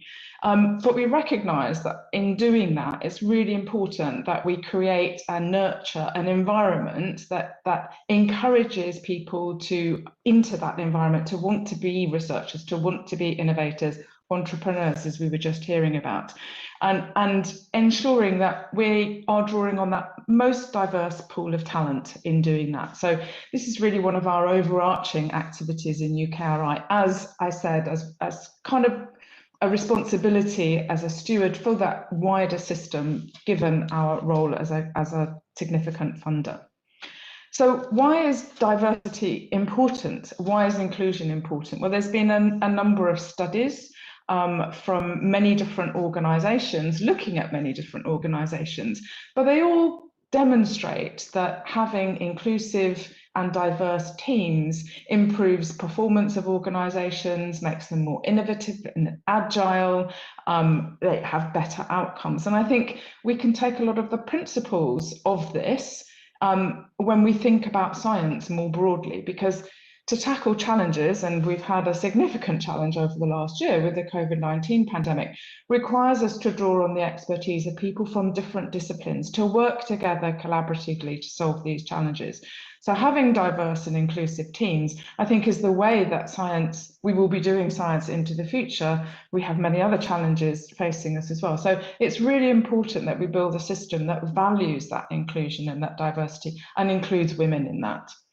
And we know that we've made progress, but when we look at some of the evidence, there's so much more that we need to do. If we look at the proportion of women members in science academies across the globe, the most we find is 30% female membership, but many nations are significantly behind that. If we look at data from higher education system in the UK that tracks participation and retention from high school right through to the level of professor in our universities, I can take some comfort in that my area in the biological sciences, we're very lucky in that we have around 60% of undergraduates who are females. Yet when we look at the proportion of professors who are females, that's only 26%. And it doesn't change very much year on year. It's quite stubbornly at that sort of level. And this is a disparity. What more can we do to support and retain people through that system, through that progression? Yet the biological sciences are not as are more diverse than many other areas as well. It's particularly problematic in the physical sciences, in technologies and mathematics. So we need to look at what we can do to support the system more broadly to really bring about that change.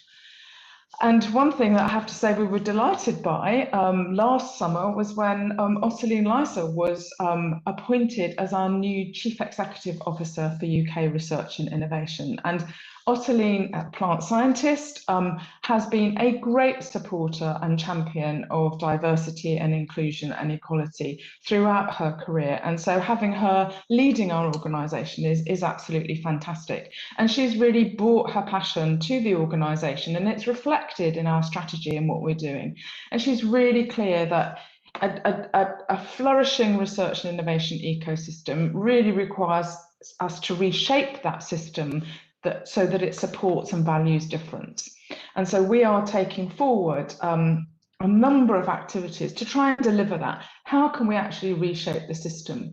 Well, clearly working with the system is really important. Individual interventions won't be sufficient. We really have to get that join up. So one of the things that we're doing in UKRI to try and promote a healthy research and innovation system through promoting a healthy research and innovation culture is working very much with partners to understand how we can really move things forward. And that partnership working is so important. We've appointed an external advisory group of experts to help us identify and prioritise the areas where we can make the most progress. And part of that is evidence-based. So they've commissioned a number of reviews to look at what interventions can actually work, that can start to change things, can increase the diversity and representation of groups within our broader research and innovation system. And we also have a dedicated team within UK Research and Innovation to help implement those recommendations, but they don't work in isolation either. They work very much in partnership with the council, such as the one that I represent, and with that wider system, because we have to intervene in the system as a whole in order to drive that change. One thing that we are very aware of, as we all are this year, is the impacts of the pandemic. And as we've heard from some of the other presenters in their addresses, this has been an extraordinary year, and there have been many impacts, and women have felt those impacts disproportionately. I was interested to hear that that has been the case in India. It's certainly been the case in the UK. And there are data now coming through which sort of supports the anecdotal evidence that we had been hearing over the last year. So there's a decrease in first author publications from women, quite significantly if we compare April, March last year to the previous year. The number of new projects which are being led by women has decreased. There's a lower proportion of women undertaking COVID-19 research, and we have to ask ourselves, we want to understand why that is. We need the evidence, we need the data to understand why that is, so that we can think about how we can reverse those impacts. Because if we let these changes that are impacting women and underrepresented groups to continue, then we risk reversing a lot of the progress that we've made in recent years. So we really have to be conscious of mitigating that. Otherwise, we will see ourselves slip backwards in our quest for increasing the proportion of women in science instead of forwards. So we're undertaking some work to look and really understand what the impacts of the pandemic have actually been. So we're gathering evidence from our research communities, and we've worked with Universities UK and the UK government on a survey to actually capture this data and information. And using that information, we already understand that there have been significant impacts on the productivity of female researchers and on early career researchers. So now we must think about how we can provide support to those groups so that they are not further disadvantaged in their future career. As I said, we really have to mitigate against these risks and not allow ourselves to slip back on and lose all the progress that we've had. But we have to remember this is International Women's Day, and it's important that we celebrate the impacts and the achievements of women. And I'd just like to highlight Sarah Gilbert and her team at the University of Oxford, who've really pioneered and done such a fantastic job developing the Oxford AstraZeneca vaccine that many of us will be benefiting from in the weeks and months to come. Sarah is a working mother, and she has triplets who are now aged 21. So she understands the difficulties of women in science and the importance of support for women in science. And I think we can all take inspiration from the work that she has been involved in over the past year. I just then want to finish on the theme really for this year's International Women's Day, which is around choosing to challenge. And as a woman leader myself, I recognise how important it is to challenge bias when we see it, because if we fail to do that, it will just be perpetuated. But I was really inspired by a PhD student recently. I attended a global breakfast organised by the International Union for Pure and Applied Chemistry recently. And we had a breakout session talking about empowering diversity in science. And this PhD student had made a commitment to improving diversity by agreeing to call out and challenge when she experienced inappropriate use of language or behaviours. And I thought that was fantastic. I took real inspiration from that. And if we can all take inspiration from that, if we can all think about, choosing to challenge when it's necessary to do so, then we can help move things forward. We can help build momentum and really build change for the future. Thank you very much. Thank you so much, Professor Vellum, for giving a very inspiring and stimulating talk. I will now move on to the next speaker. So I invite Luis Zerbini, Acting Director, Group Leader of Cancer Genomics at ICGEB, South Africa, Cape Town. His education has been initial at Brazil, and after doing BSc in Biomedical Sciences, he moved to University of Sao Paulo and did molecular biology and did PhD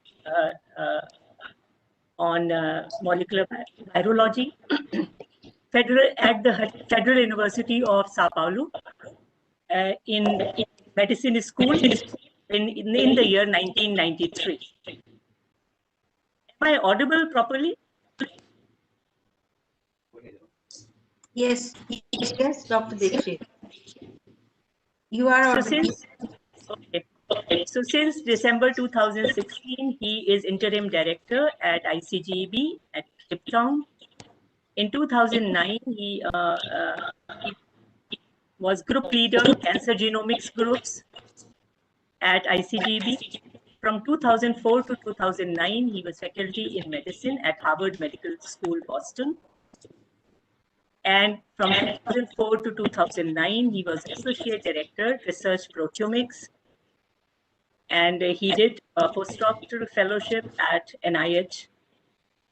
And 1994 to 95, he was assistant professor at Department of Microbiology at Sao Paulo. His scientific activities include regulation of gene expression by transcription factors, the role of receptor tyrosine kinases in cancer malignancies, aberrant gene expression in carcinogenesis, and alterations in signal transduction pathways and gene translocations. He has also been very actively involved in teaching activity at ICGEB. So I invite Professor Zerbini for his talk. Thank you, Dr. Shit, for the wonderful introduction for me. Thank you very much. I'm audible as well, right? Just confirming. Yes, you are audible. Yeah, you can share your slides now. Yes, I don't have the slides. I just can speak like this briefly. Distinguished guests and colleagues, thank you very much for inviting me to be part of this important web seminar. Firstly, before making a brief note about the role of women in the post-COVID era, I'd like just to highlight that women has been a key player in science for a long time in achieving remarkable results, even in the past with small numbers of science, but they have achieved remarkable results. Just a few examples of outstanding women scientists that Marie Curie, Rosalind Franklin, Catherine Johnson in computer science, and most recently, as mentioned in the first part of this web seminar, Jennifer Duna and Emmanuel Chinchiri for the development of the CRISPR-Cas9 technology, which can revolutionize quite a few fields in science. Gender equality is essential for a more equitable future, and this is applicable for all areas of science. The initiatives for empowering women and girls also are very important in any field of science and can be such simple as capacity building, policy settings, and raising awareness. And all this can be pivotal for achieving this gender equality and consequently women in leadership.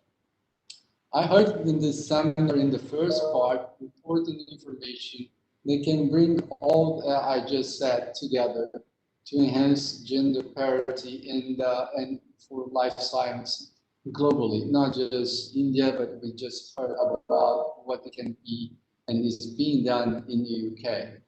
And also, we are aware that within these initiatives, we also have some barriers, right, that they can people, to women in to pursue career in science and engineering. And just to mention a few, it can be family decisions, financial considerations, and even workplace cultures. And this can shape in a certain way the career of women in STEM. Less than 30% is already been mentioned before, but less than 30% of the world researchers are women. And this happens in all areas, in public, private, and in academic sectors. In order to reduce this gender gap, we have to identify qualitative factors that deter women from pursuing career in science and technology or in engineering and mathematics. As mentioned before, all these considerations like family, financial considerations, they need to be really researched to see how we can help them to keep going with their careers in science. Here in the African continent, the picture is similar to what is happening around the globe. Just under 1 in 3 researchers in sub-Saharan Africa, for example, is a woman. Much of the sub-Saharan Africa is improving participation in scientific fields.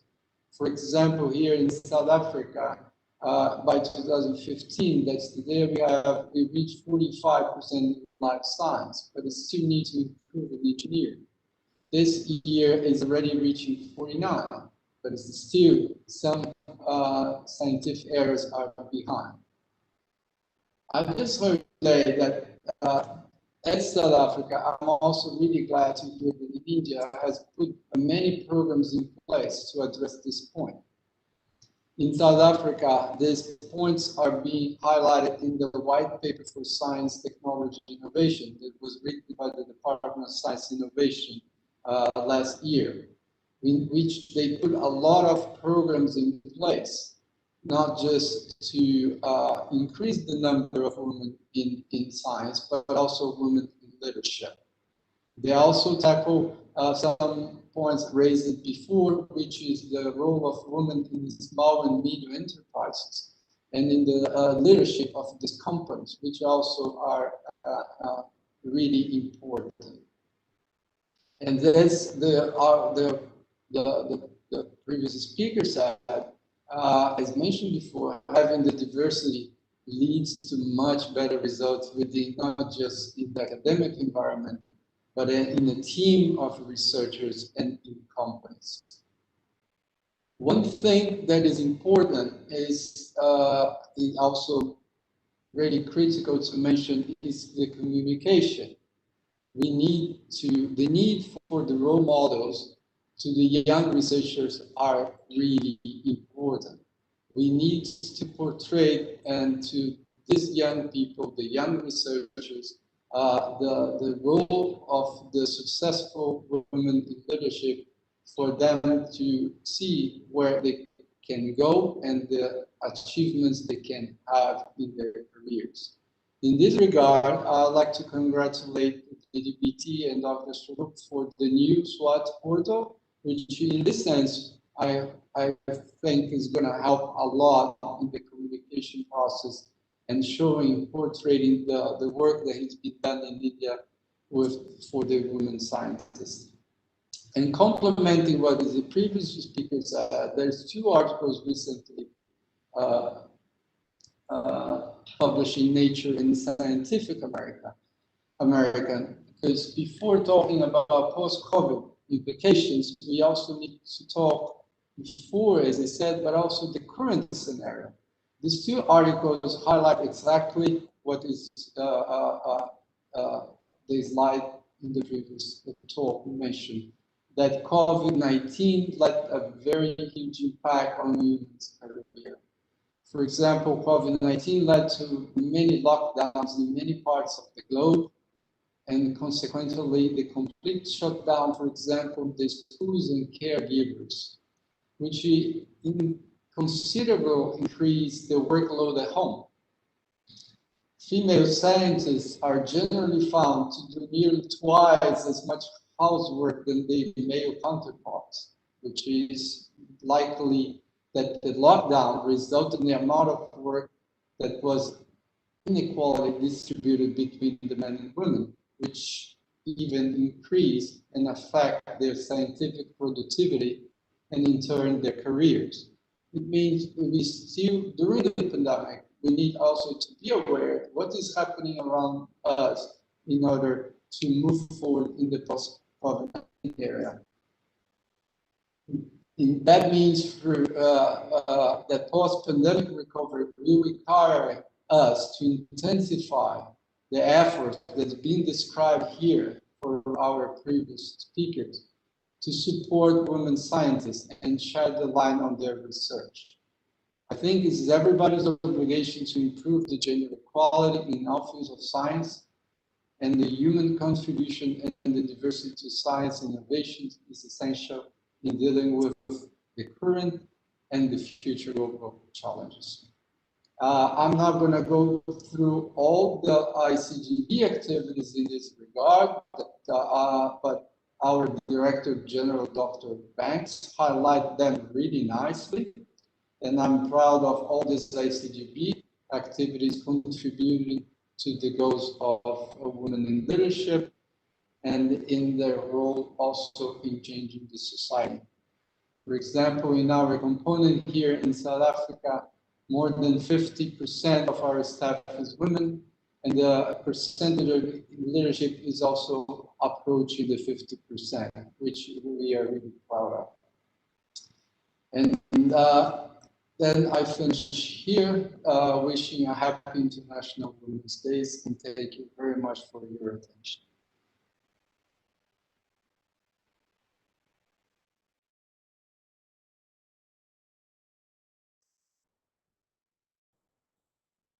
Thank you so much, Professor Zerbini, for your discussion and your views which you expressed about empowering women scientists and taking them into the mainstream. So I thank you so much. And now I will introduce the next speaker, Dr. Hemlata, who is Director of ICMR, National Institute of Nutrition, and she has taken over this position in 2017. This institute is the largest nutritional research organization in the country, and the institute covers the spectrum from basic to public health research. Dr. Hemlata has carried out extensive research in the realm of nutrition, infection, and immunity, with special emphasis on women and child health. She has conducted a battery of experiments on gut and vaginal microbiome and inflammation that have generated vital information on the impact of unhealthy diet and inflammation on fetal growth and pregnancy outcomes. She has more than 200 scientific publications. She has several funded projects and has written several popular articles. Dr. Hemlata received her MBBS and MD from Gandhi Medical College, Hyderabad.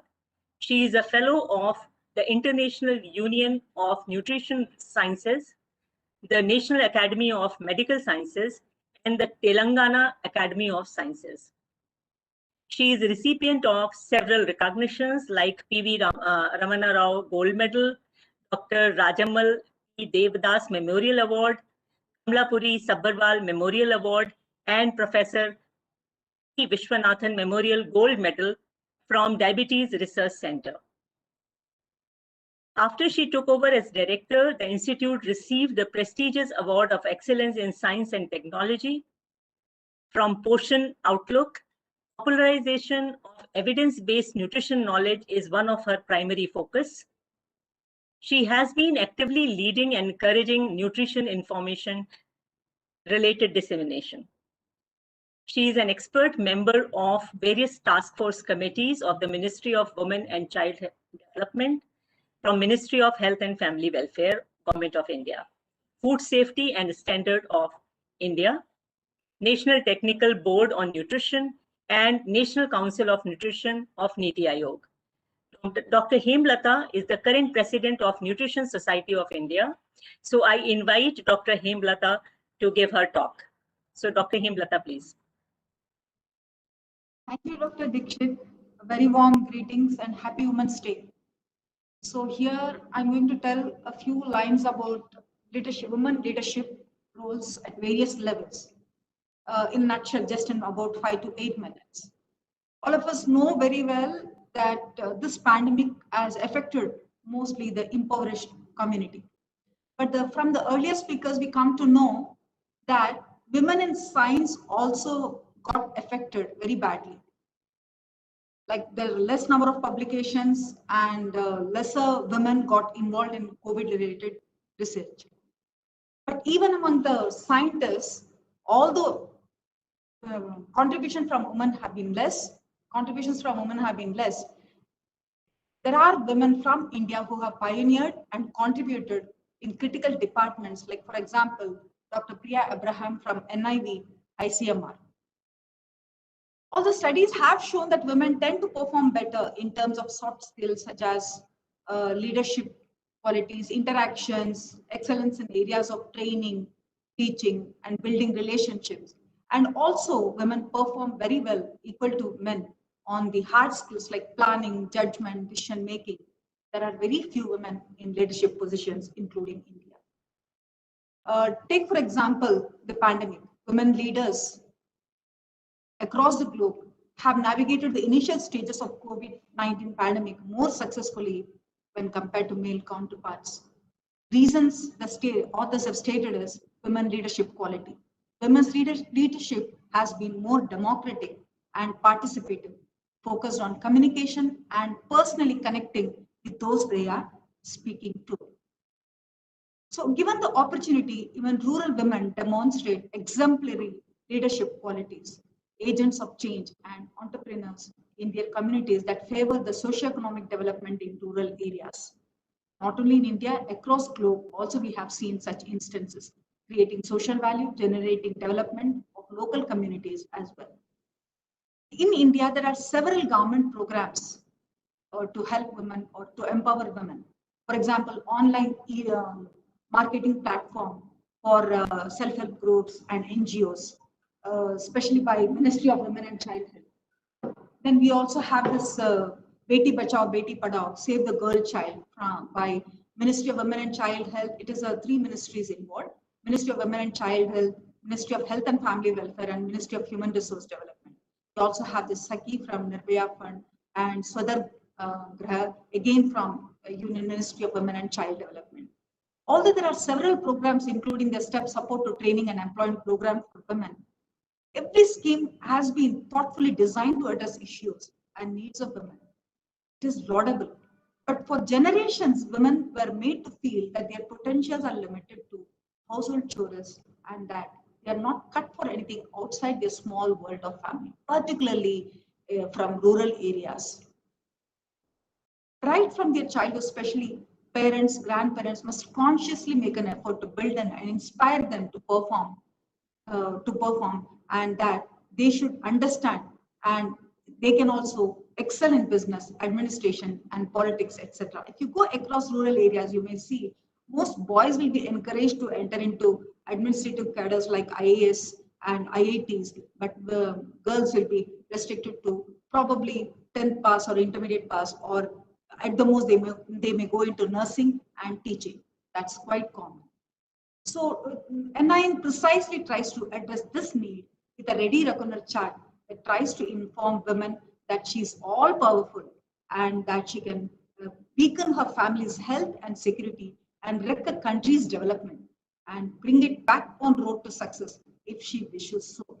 With this kit, we wish to appeal to motivations unrelated to health, such as gifting oneself and one's family a safe future, enhancing self-image of the woman, girl, care as a key gift from husband and family, and a sense of duty to one's family's future. Choose to challenge for International Women's Day. Thank you.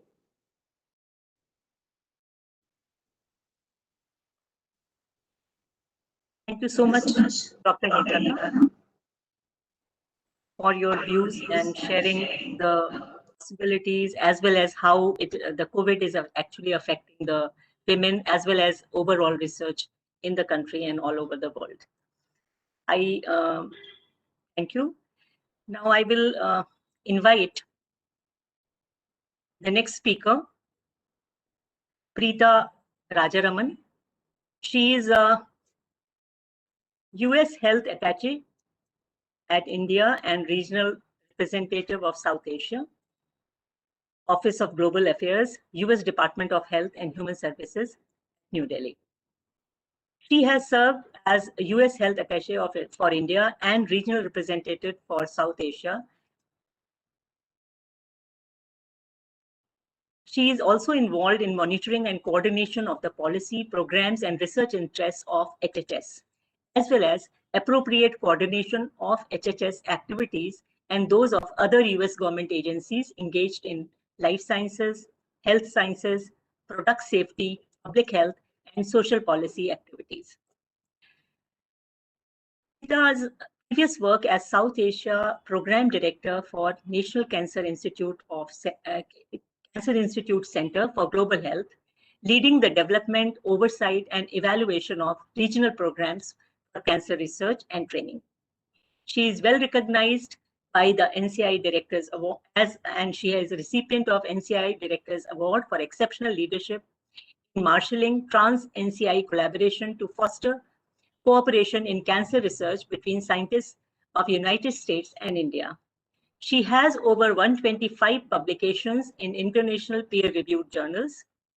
She has served on Scientific Advisory Committee of the International Brain Tumor Epidemiology Consortium and US Childhood Cancer Survivor Study. She is currently an expert member of the Committee on Biological Effects of the International Commission of Radiation Protection, the Advisory Board of Mumbai Southeast Asia Regional Registry Hub for the International Agency for Research in Cancer, and the International Advisory Board for the Lancet Oncology. Dr. Rajaraman has a PhD in cancer and molecular epidemiology from Johns Hopkins School of Public Health, an MSc in environmental health and University of Washington. And she invite her for her talk, and she has a presentation. I think she can share that.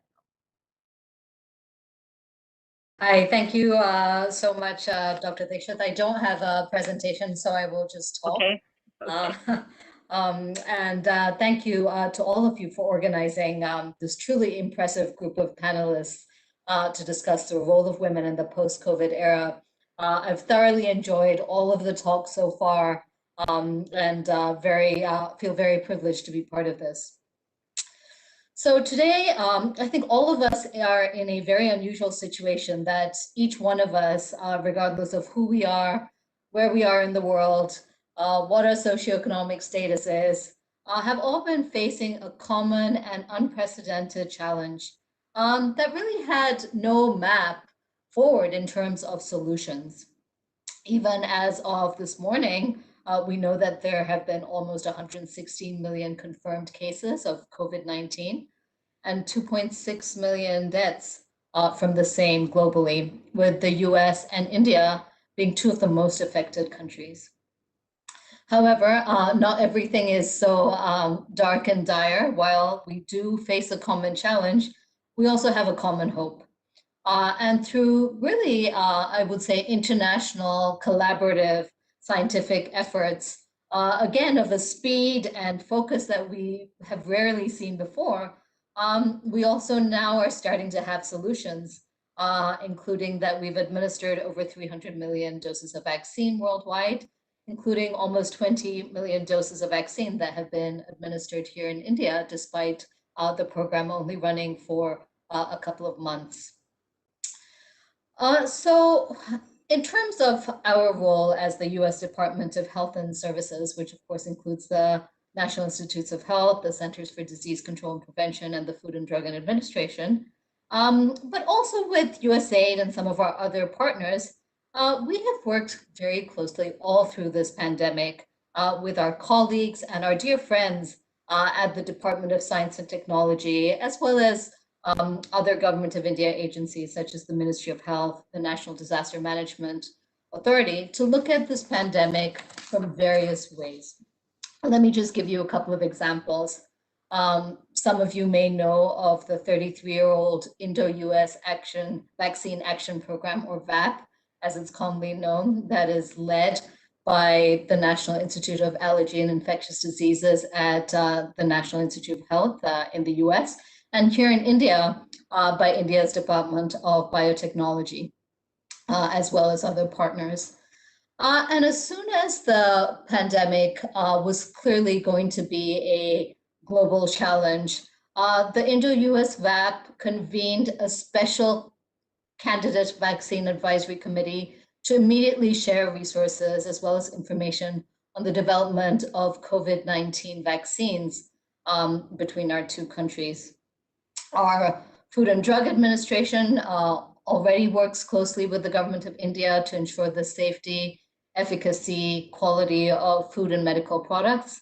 But through the pandemic, again, there has been very close sharing of information between the agencies to better understand and coordinate development, approval, and access of test kits, vaccines, and treatments. On the public health front, our CDC colleagues have been working closely with the Indian government to help strengthen laboratories, improve skills and knowledge of health and workers on the front lines of the pandemic, focus on infection prevention and control, and develop and share guidelines on risk communication. So then the question is, you may be wondering, how does all this tie back into our topic, which is really women in science? Or maybe you're not wondering this, because it is so clearly evident based on all of the incredibly talented women scientists that we've been hearing from today, including a special session on vaccine development. Well, from our point of view, we have seen that women scientists have been integrally involved in each of these activities, whether as frontline medical or public health workers, or all the way at the other end in terms of scientific leadership. From the US side, our US country leads for our HHS office for the secretary, for our FDA office, for CDC, for NIH, for NIAID are all women. On the Indian side, we've worked closely with Secretary Dr. Renu Swaroop, Dr. Alka Sharma, Dr. Kang, and so many other distinguished Indian women scientists. Unfortunately, this percentage of women in science leadership is not typical. And we've heard this from so many of the speakers who have gone before. Certainly in terms of the climb or the leaky pipeline, as I think it's been referred to, if we look at our own institutes, one of our own institutes, the US National Institutes of Health, women postdoctoral fellows look pretty good in terms of a percentage. They make up approximately half of the postdoctoral fellows coming into the NIH. However, by the time that you are looking at tenured senior investigators, this drops down to only 22%. A number that we heard echoed in the UK, a number that I know with discussions from my DBT colleagues is echoed here in India. And so this is clearly a global problem. And in fact, a couple of years ago, we worked with the DBT as well as the India Alliance to gather a group of women scientists at different stages in their careers, all the way from very young entering scientists to very senior women who are leaders at their institutions, to try and understand what some of the barriers had been. Because I think as we've seen, a lot of these barriers are actually quite global, even though you hear them in maybe different forms from country to country, there's a number of common themes that come up. And indeed, I'll share some of the key things that we heard, but they echo so much with what our previous speakers have said. One of the top issues, I think, for women here was a lack of flexibility in the work schedule and timing. And particularly, I think, with the recognition that many women who choose to have families are splitting time between raising their children, perhaps caring for older parents, running a household at the same time as building their careers. And often these two things actually have their zenith at the same time. When you have very young children is really when you have to put in the most work into getting ahead.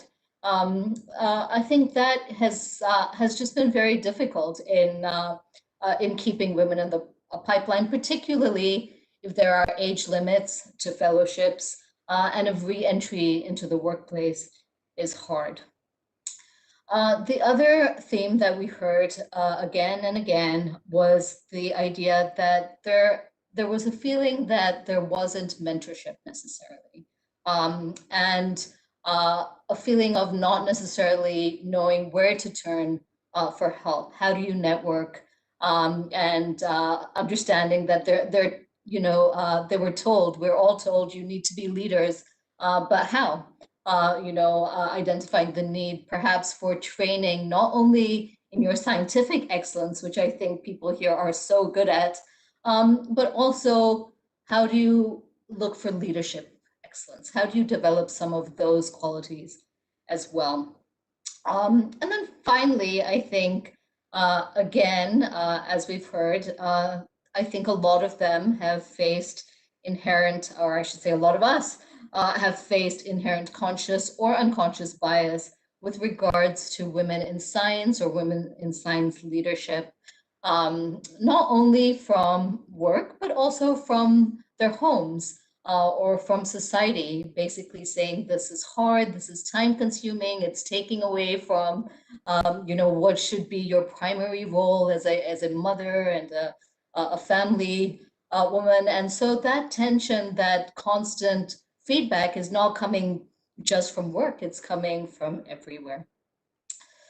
And I think one of the things that we also asked is, okay, you've identified some of these issues. Can we now think of ways that we can address them?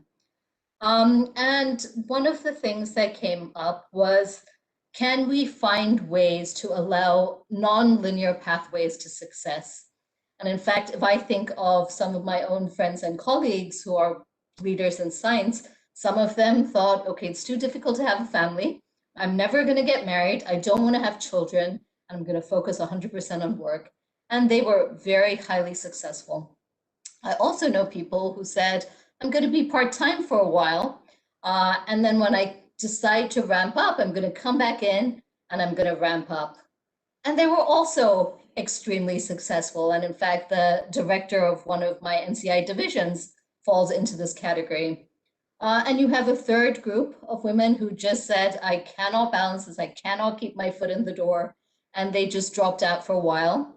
And they re-entered, sometimes in quite a different field, actually, than what they trained in. And they have also been extremely successful. So I think this recognition that there is no one way, no one path forward is really important. And it's important for our systems to enable that, to enable people to keep a toe in and to re-enter when they have that incredible potential.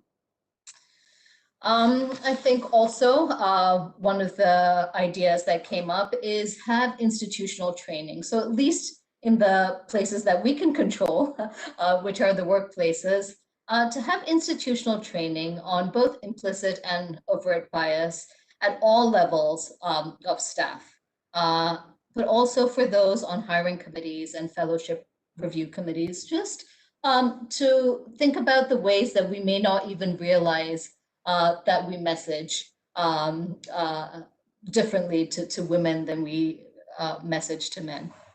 And part of this, of course, is increasing the representation of women scientists in important decision-making bodies at both the institutional and national level.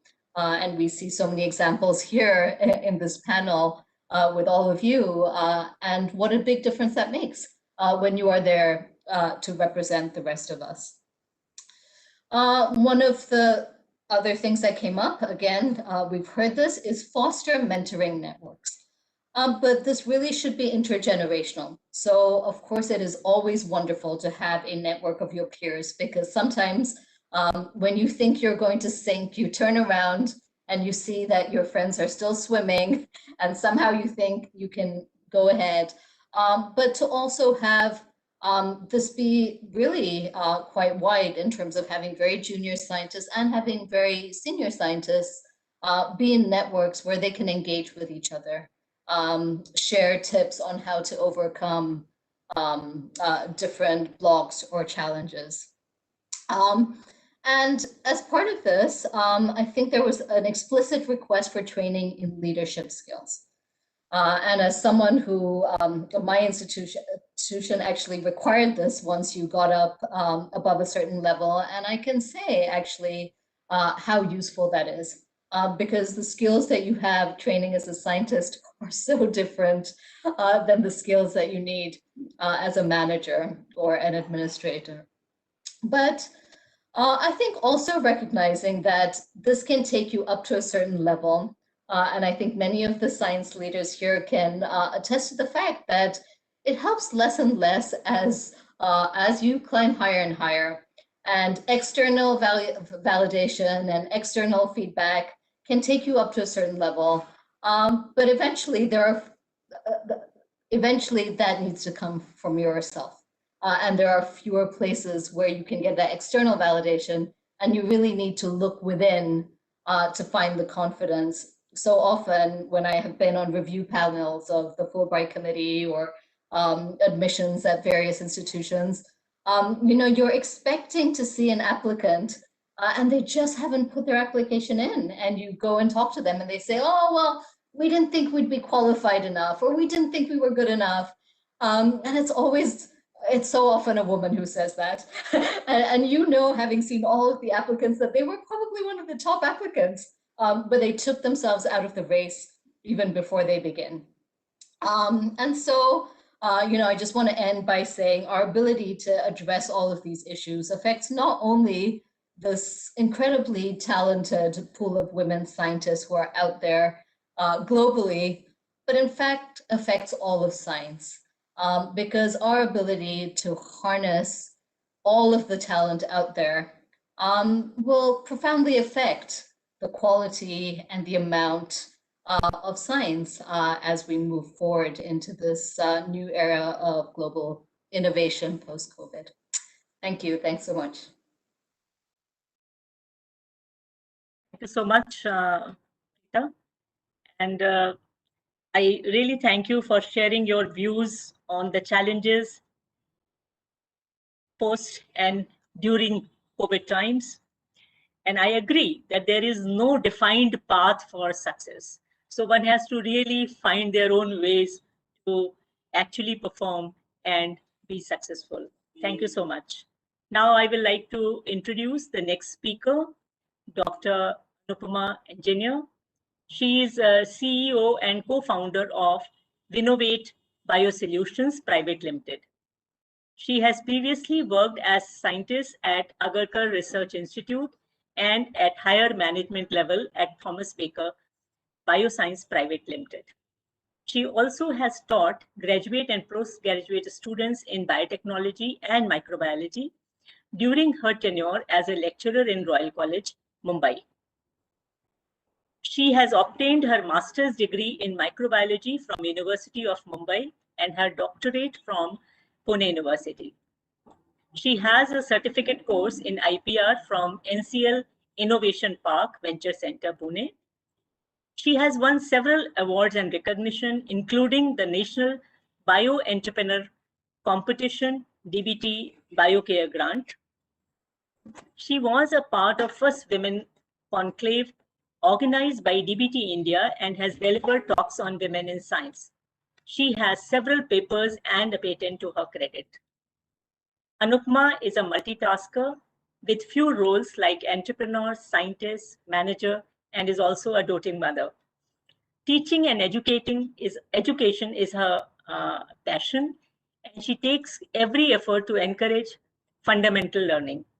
She has a dream to lead the entire women entrepreneur fraternity in India to an independent and dignified level. So, Dr. Anupama, I invite you for your talk.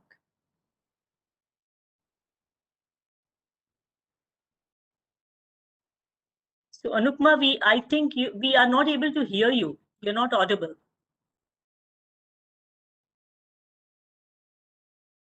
No, we don't hear you. Am I audible to you?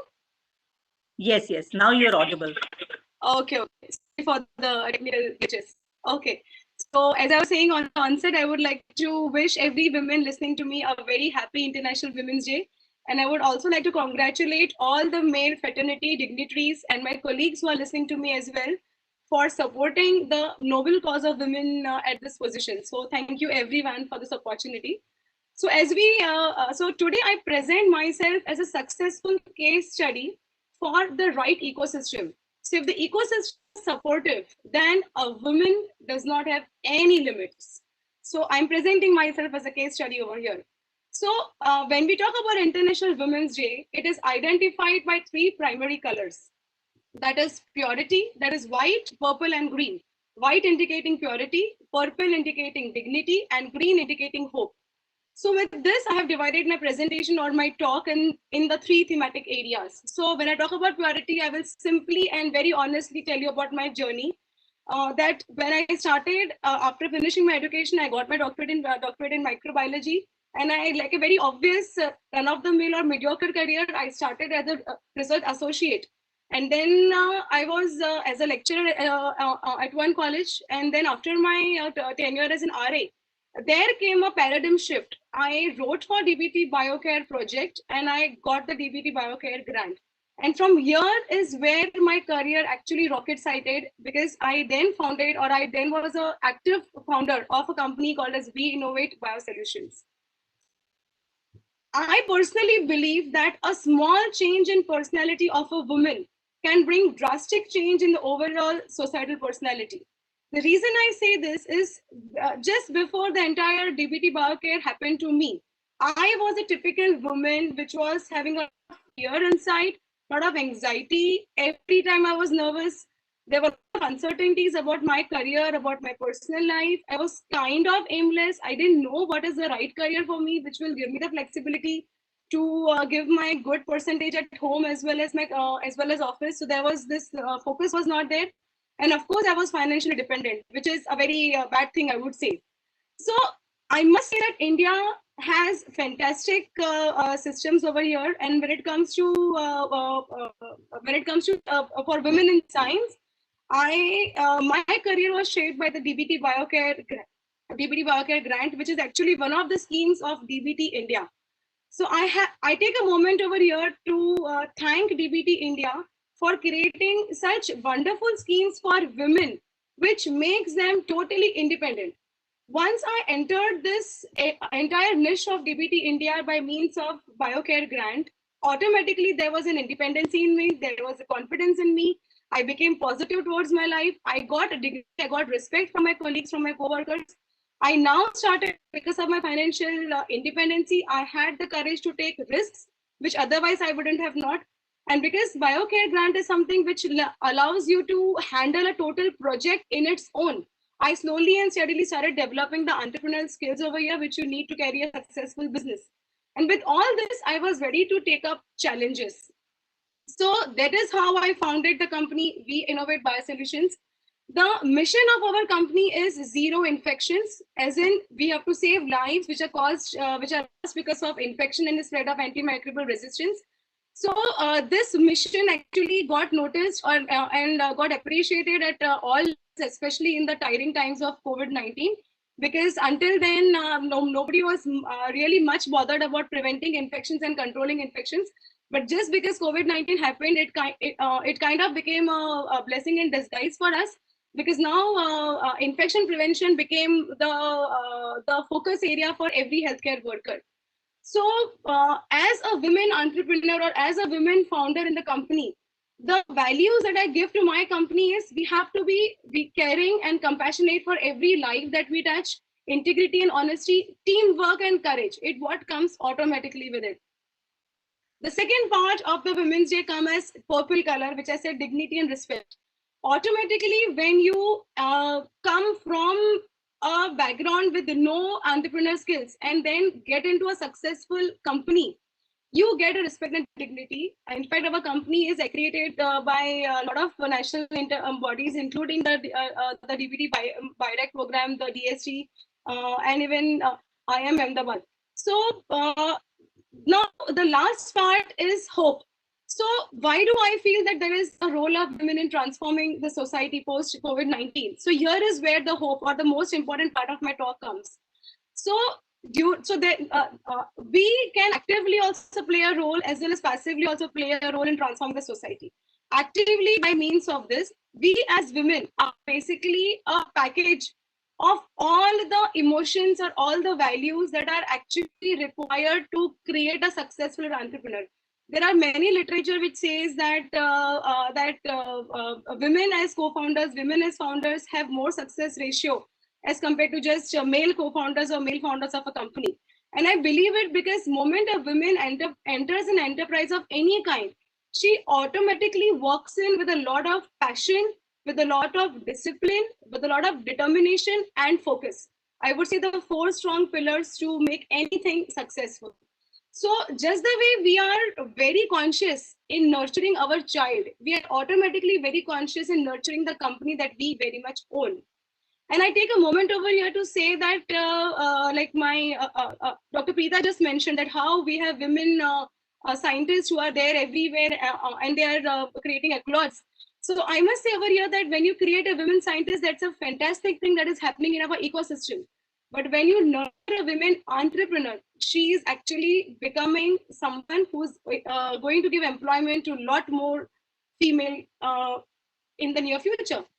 So actively, our company played a role in the COVID-19 by creating a non-alcoholic aqueous hand sanitizer. So this was the first non-alcoholic hand sanitizers.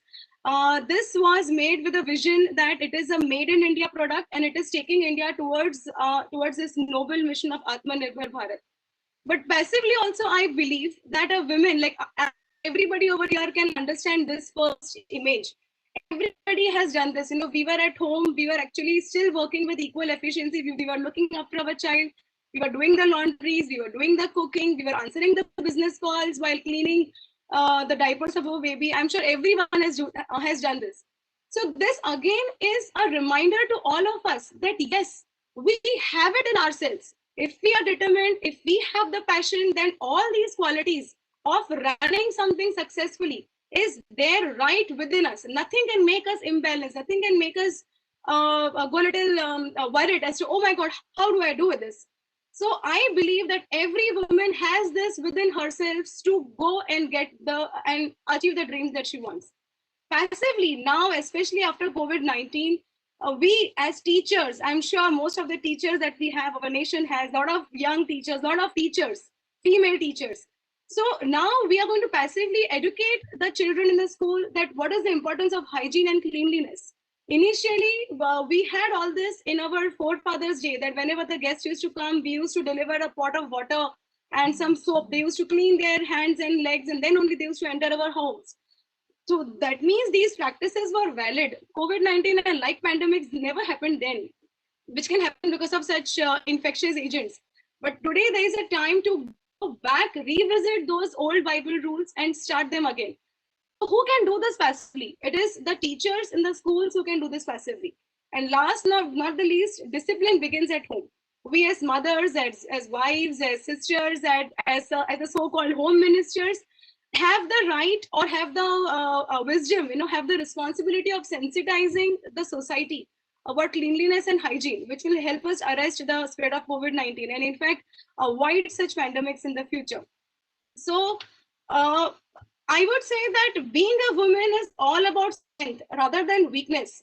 And I take a minute over here to tell this to all my female co-workers that we have to understand one thing, that women, we ourselves are our biggest strengths. And we should look for encouraging female workers. The reason I quote this is many times we meet women in our society, in our home, in our office who says, oh my God, how do you do this? It must be tough. And there is a group of people who says, fantastic, you can do this, amazing. I have to stick around people who are positive, who are more encouraging. Coming over your difficulties is something which is to be applauded or to be proud of, not to be bragged about. So we need to have a perfect balance between our home and our office work by staying with such encouraging people. Lastly, we just the way we want respect, we should respect our female co-workers. We should pay them well. We should acknowledge them and appreciate all the fellow female workers. So in the end, I would say that one else can define you, but only you. And I take this moment again to acknowledge DBT India for coming up with fantastic women-oriented schemes who can give wings to dreamers like me, finally achieving them. And lastly, but not the least, DBT Biocare for being such a fantastic stepping stone in my career.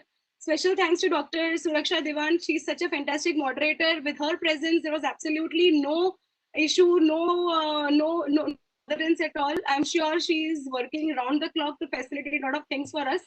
So thank you so much, ma'am. And Dr. Renu Swarup, you are an inspiration to me. So thank you. And I just hope that I can take the entire women fraternity in this entrepreneurship in India and make India truly an Atmanirbhar nation with our passion, with our hearts all out, and yes, be that independent nation. So thank you all. Thank you once again. So thank you, Anupma. I really like your beaming face and your enthusiasm. And I also agree with you that Dr. Renu Swarup has made a lot of difference in a lot of lives. So Totally. I appreciate and thanks for sharing your success story. So now we move to the last speaker of this session. And I invite Dr. Indrajit Kaur, who's assistant professor at Department of Biotechnology in Central University of Haryana. She has a PhD from University of Delhi. She also worked for more than 7 years as a scientist in malaria biology group at ICGEB, New Delhi. The theme of her research is to understand the fundamental role of post-translational modifications and their crosstalk in infectious diseases using malaria parasite as a model organism in order to develop new therapeutic interventions. She has been the recipient of Biotechnology Career Advancement and Reorientation Program fellowships from Department of Biotechnology. She is also a recipient of Innovative Young Biotechnologist Award from DBT. She has been running excellent proteomics and mass spectrometry expert scientist at ICGEB. She has 29 high-quality publications to her credit and has been invited to speak at several international and national platforms, both in India as well as in abroad, in other countries. So I request Indrajit Kaur to share her views and presentation. Okay.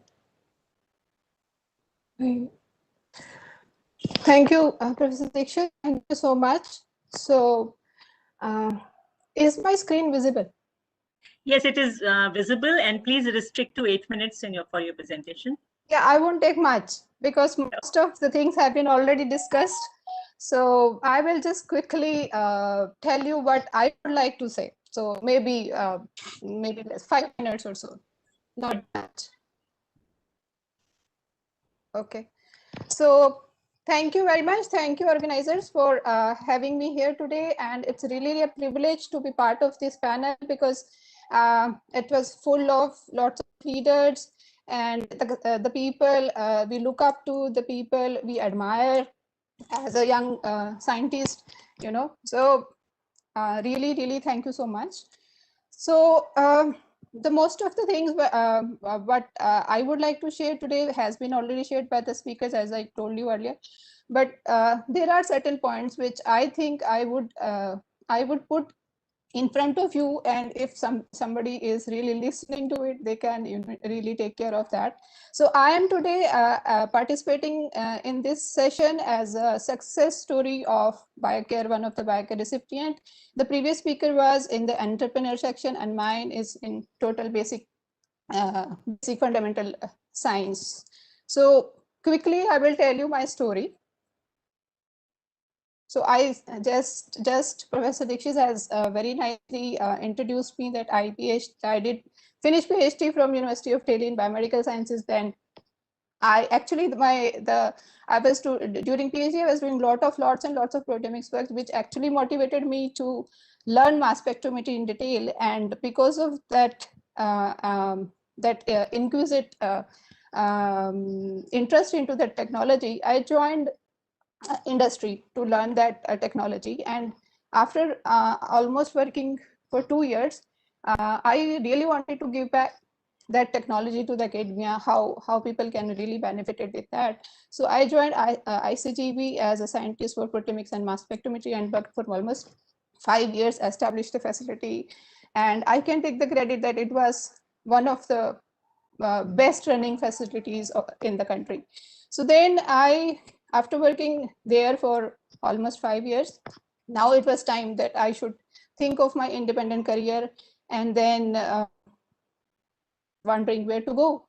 So then DBT Biocare, it came into picture, and then it really shaped me where I am today.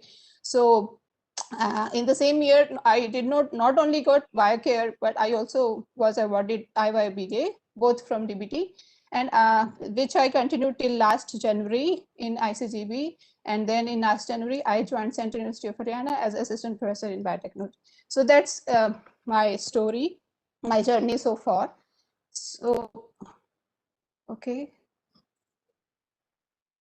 So I'm not able to actually, okay, fine, here. Yeah. So the topic today, which we have been discussing since afternoon, that how women can, change or they can play significant roles in societal reforms in this current pandemic or maybe post pandemic era. So a couple of days before I got a message from this store which deals in women clothing, Sabyata, you might be knowing all. So the quote was that, where there is a woman, there is a magic. So it was a wonderful quote, and I really liked it, because as Dr. Anupama shared, that we as a woman comes in a package. We are totally a package, with so many attributes in one single individual. So that's what I think, that women can comprehensively and in totality can change the society as such. In not only they have been doing it since the beginning, and their role becomes very important, especially in today's time. So most of the things have already been discussed previously. So what I would like to focus on is the role of women in research and development. And I also agree with Professor Manju Sharma that we see lots of numbers of female students taking up science and technology, especially the STEM fields, at the graduation and post-graduation level, even in the PhDs, at the postdoc levels. But this does not culminate, into the leadership roles. So what can be the reasons? How? So basically, if you even think of taking a career, so women really face very hard challenges if they aspire to build a career in the STEM. So there is a limited option of organizations which are dedicated to STEM. Why I tell limited option of organization. So somewhere you are not suitable, somewhere the organization, the city, the locality, and so many things. So all those things, they become very limiting for the females, especially in our society. So not only the number of organizations, the options you have, it can be one of the reason that not all the organizations, they have adequate facilities and funds for promoting science and technology. So especially in case of research and development, the age-old bias towards the males, it feels like any other, it feels like more prominent, but it is there in all other fields, but it becomes more prominent because there is a very small group of basic scientists, fundamental scientist organizations, which are they are available. So at most of the places, if you have everything, but the favorable and conducive environment is missing, which can actually help or adapt or adjust to the catering needs of a women scientist, which is trying to make a work-life balance. So it's really hard to find out in many organizations. So how things can be improved to provide a better and supportive environment to the women at workplace in STEM fields. So I have listed very few points. These are based on my personal experience, and these were which you give me an opportunity to be in the leadership. I would like to take care of these points. As Dr. Sarup in the morning session, she has very well said that, you know, the organizations, they need to strengthen the base. So my points and my suggestions are towards that, and that we can if we strengthen the base, and we might have some numbers which you can see at the, you know, leadership levels. So how we can do that? I mean, catch them young.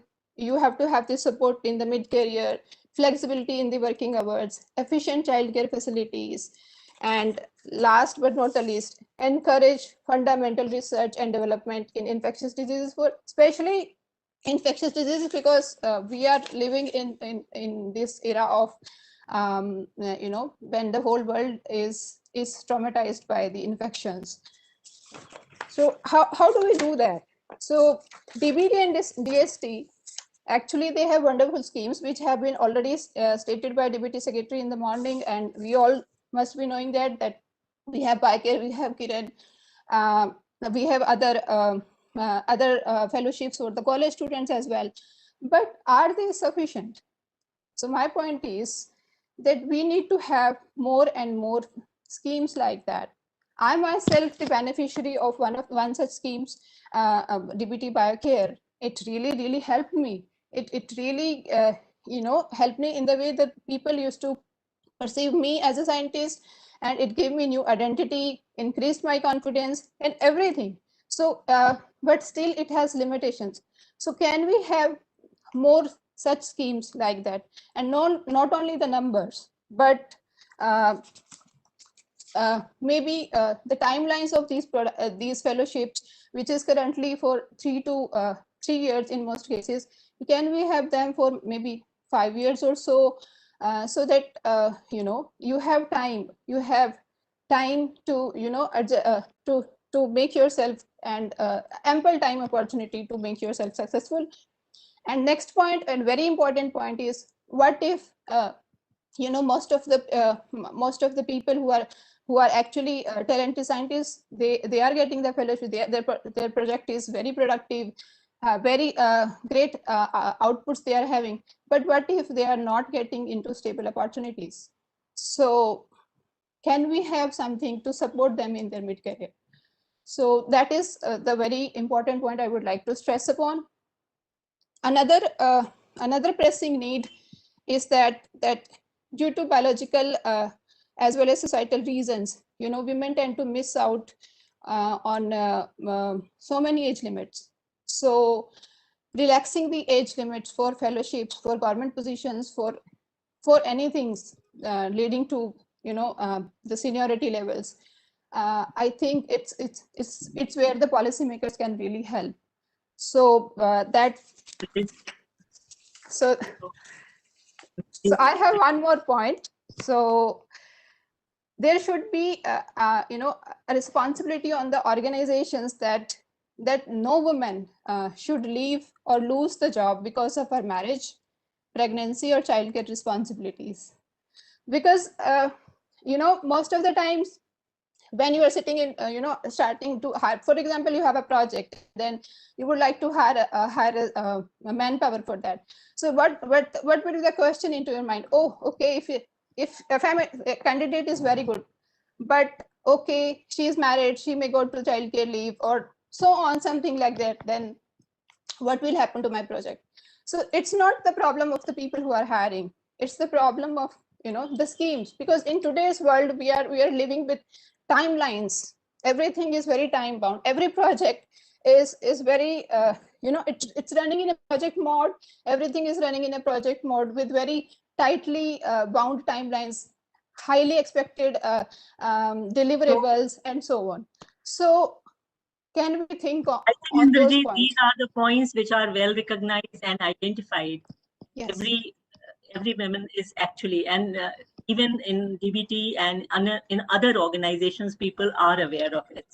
So I thank you so much for your presentation and discussion. As the time is actually, we have already exceeded the time allocated to us. So I will thank all the speakers for their views and also their sharing their views on how can we nurture and promote women scientists, about the gender inequality. And also, I also like to compliment Anupma for her enthusiasm and the success story which she shared with us today. So thank you so much. And I like to close the session. And Dr. Shubhra.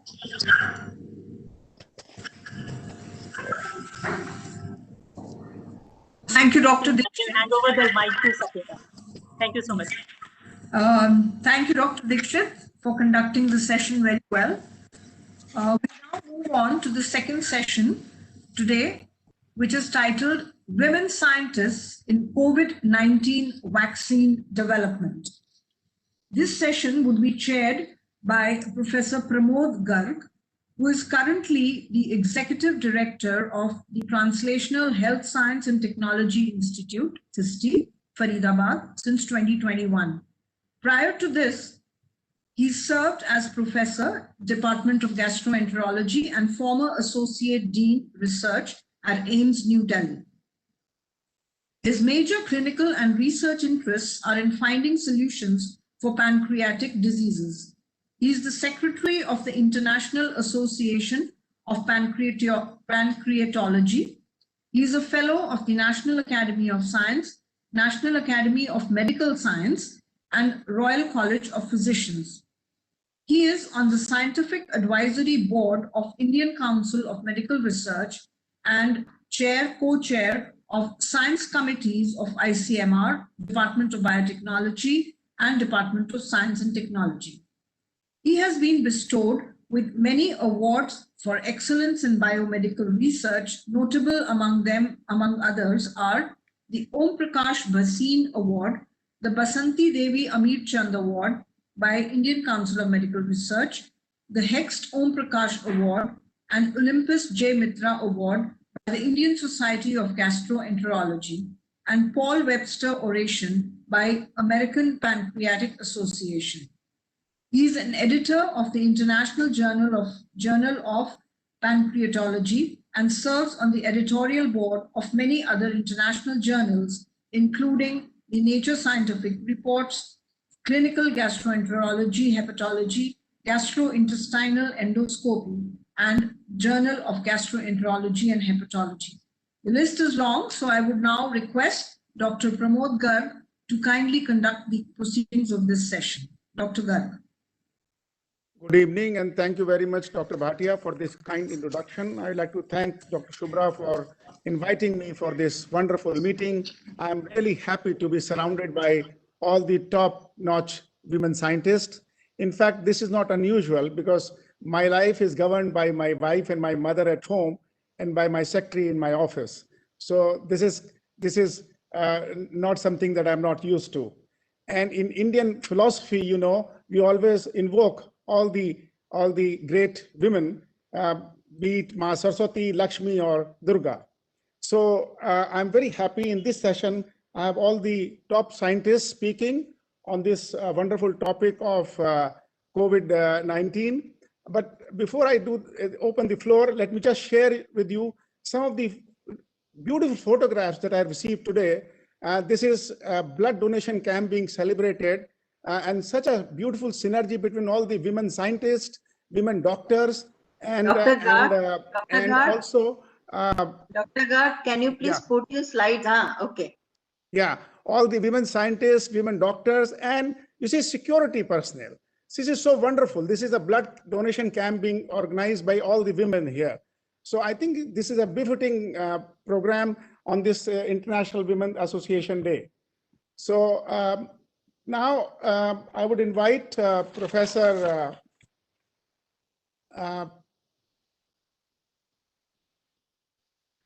Gagandeep Kang as the first speaker, who was my predecessor here at THSTI. She's a professor at Wellcome Trust Research Laboratory and Division of GI Sciences. at the CMC Vellore, as she conducts interdisciplinary research on enteric infections and child health.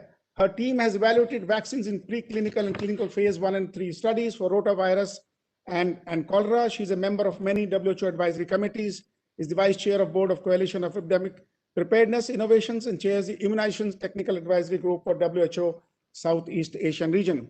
And also, she has published extensively in so many important journals. The last one I remember was in the prestigious NIPGR.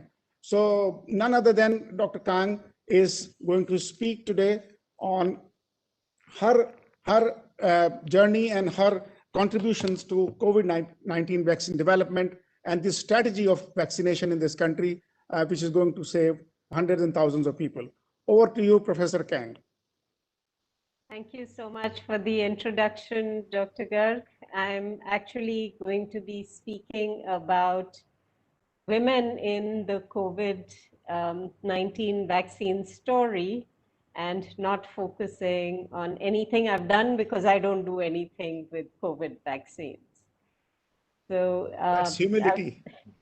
I'll just share my slides. Right. So just to speak about COVID-19 vaccines, I think we've never had so many vaccine candidates for any disease before. Earlier, what used to happen when you looked at vaccines and you had lots of vaccine candidates for an infectious agent, it meant that it was going to be nearly impossible to make a vaccine for that agent. A critical example is malaria. For malaria, there have been over 200 vaccine candidates at different stages of the malarial parasite, and after decades of research, the best that we have is a vaccine that gives us about 30% efficacy. And yet for SARS-CoV-2, we have been able to come up with multiple different platforms. There are currently 4 kinds of platforms and about 10 vaccines that are in use around the world. We have the new technologies, which is where you deliver the message for the proteins, as well as the older technologies where you give the whole virus or parts of the virus to people in order to induce an immune response. Now, understanding that is important because from Edward Jenner in the 1790s up until the 1950s, we really had very few advances in vaccine technologies. We used to isolate the agent that caused the disease, find a way to inactivate it or attenuate it, inject it into people, and that was the vaccine. So bacterial vaccines, viral vaccines were both made following that kind of approach. Jenner obviously did the vaccine for smallpox with the cowpox virus. Pasteur was known for his vaccines for chicken cholera, for rabies. And Maurice Hilleman is probably the single person who made the most vaccines against diseases anywhere. So whether it was the last and fastest vaccine he made was the mumps vaccine, made in 4.5 years, but he also made vaccines for rubella and many other things. But after 1950, we've had a number of new technologies that have advanced vaccine development beyond the older empirical approaches. So in 1950, we got cell culture, and then, viral vaccine development just exploded. Polio, hepatitis A, mumps, measles, rubella, varicella, even the rotavirus vaccines, all of the vaccines that are licensed today are based on cell culture approaches where you have an attenuated virus being grown. In 1980, we got recombinant DNA. This allowed us to make acellular pertussis, which was a much safer vaccine than the whole cell pertussis. We could make vaccines for hepatitis B, for HPV, and these were really game changers in making vaccines safely and in large numbers of doses. In 1990, we got glycoconjugation, where finally we could link polysaccharides to proteins and induce a durable immune response and thus protect young children who could not be protected by polysaccharide vaccines prior to this. By 2010, we had reverse vaccinology, a situation where you could have the sequence of an infectious agent, decide which would be the most important antigens for inducing a protective immune response, and then design a vaccine based on that. And in the past 20 years, we've really had new technologies exploding vaccine design. We have structural vaccinology, where we can study protein structures and understand the conformation in which a protein needs to be to induce the best immune response. This has played out for the Moderna vaccine. But we also have synthetic biology, RNA and DNA vaccines, where instead of being a biologic product, we actually are thinking about chemicals being vaccines. That's essentially what RNA and DNA vaccines are.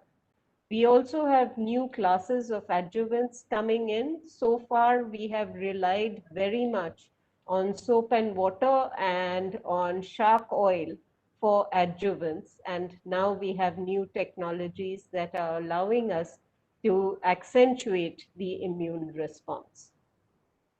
Now, if we look at what this has allowed us to do, it has allowed us to have approaches like CEPI.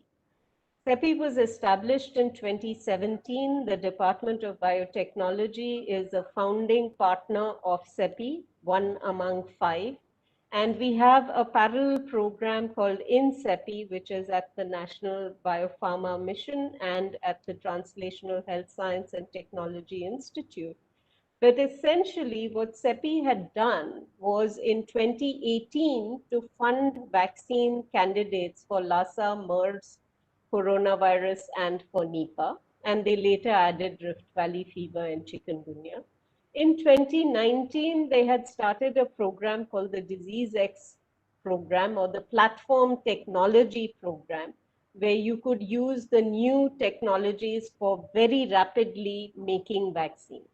Now, because all of these programs existed, when in January of 2020, the sequence of SARS-CoV-2 became available, within the first month, CEPI was able to have 4 vaccine candidates funded in January and 12 vaccine candidates funded since January.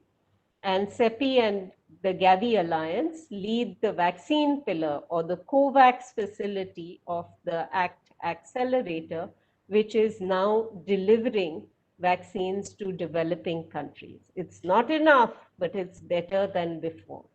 Earlier, it used to take us 10 years before a vaccine that was licensed in the Western world became available in low and middle income countries. For SARS-CoV-2, the gap has been 11 weeks from the first high-income country introducing a vaccine to the first low-income country being able to vaccinate its citizens.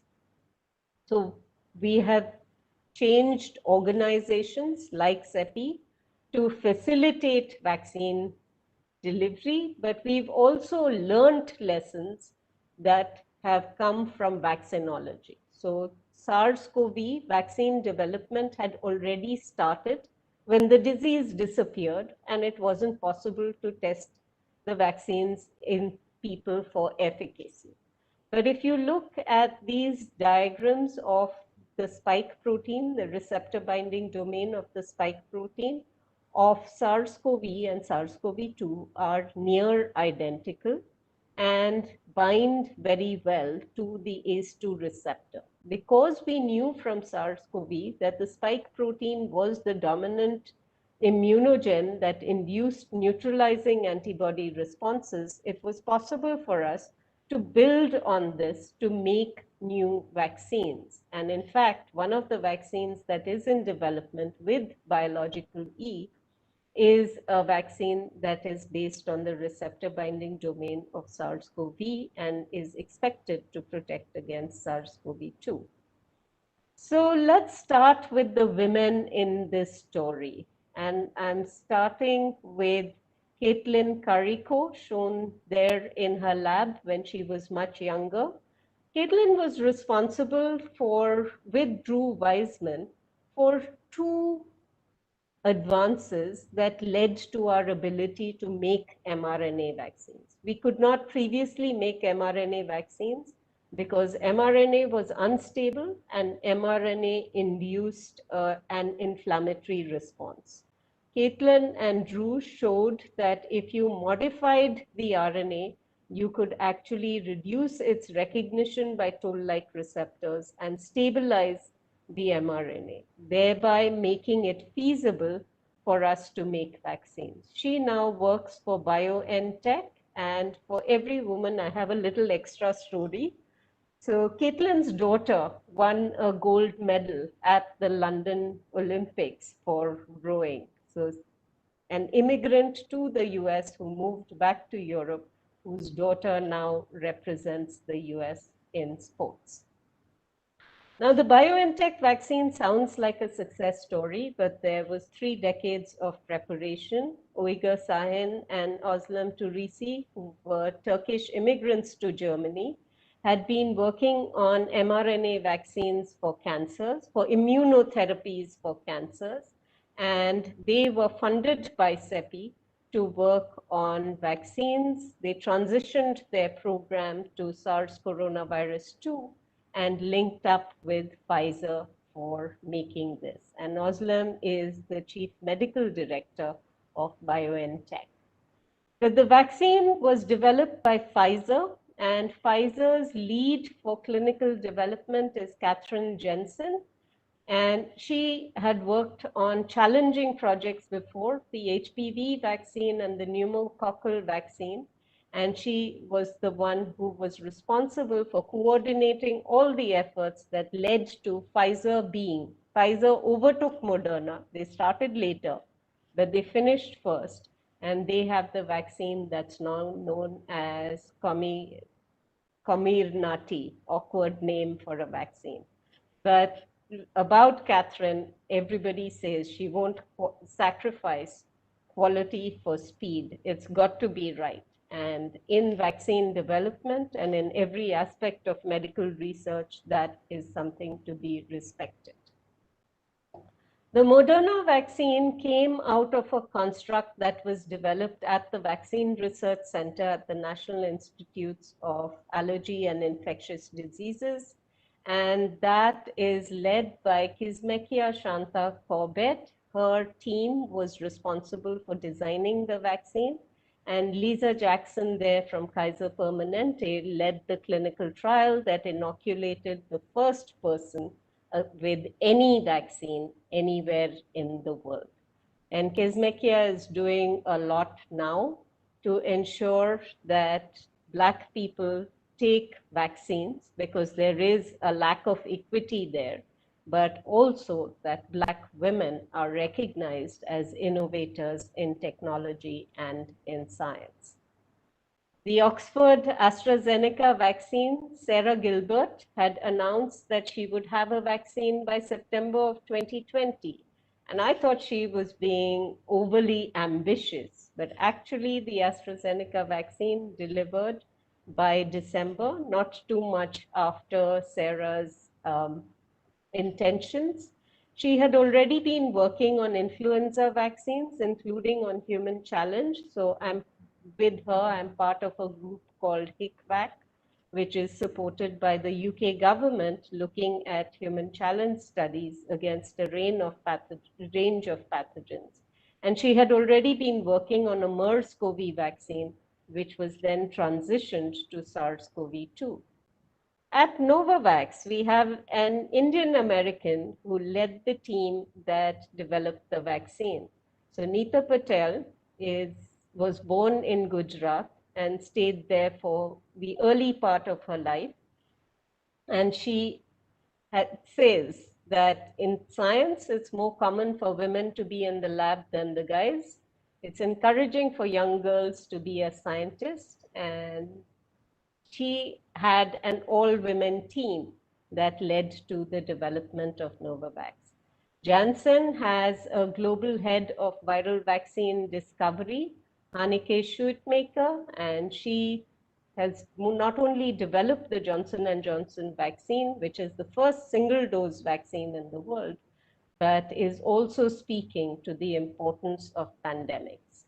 And to end, finally, our own story of a vaccine, Covaxin. Sumati is the head of R&D at Bharat Biotech. She made the chikungunya and Japanese encephalitis vaccines and has now made another inactivated vaccine, SARS-CoV-2. And that is from the National Institute of Virology, where my MBBS classmate, Priya Abraham, is now the director and was responsible for the activities that led to the transfer of the strain to Bharat Biotech. So at least reflected glory from Priya. So thank you all very much for your attention. I have not highlighted the role of Dr. Renu Swarup as Secretary, Department of Biotechnology, or Mahima Datla, who leads Biological E, a company that's going to make billions of doses of vaccine.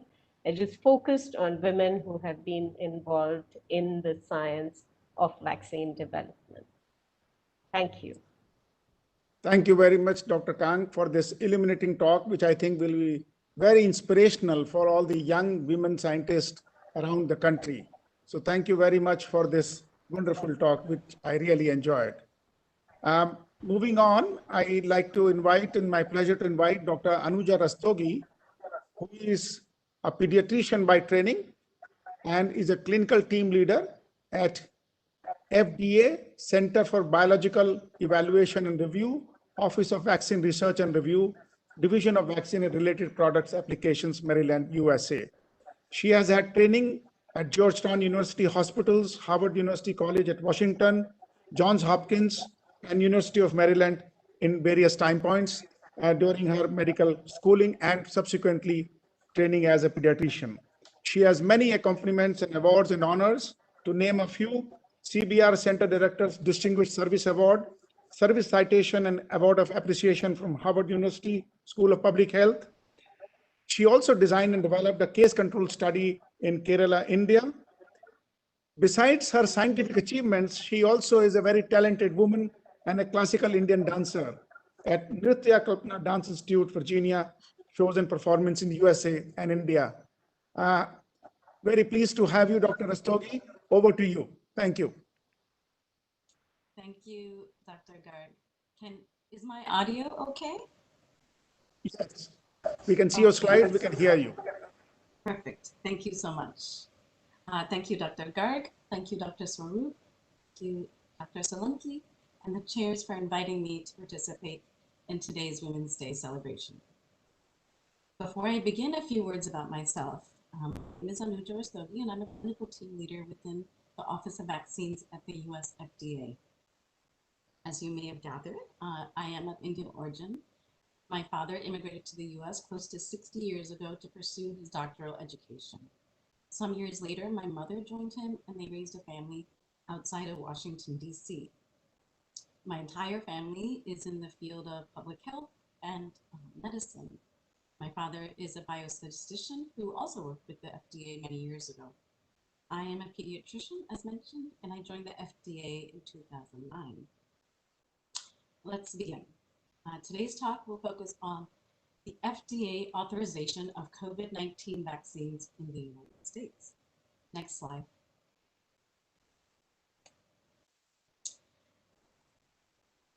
As a disclaimer, my comments are an informal communication and represent my own best judgment.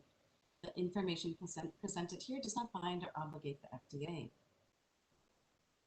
With this presentation, I will provide an overview of COVID-19 vaccine authorizations in the US, my role as a clinical team leader, and the importance of women as role models. Next slide.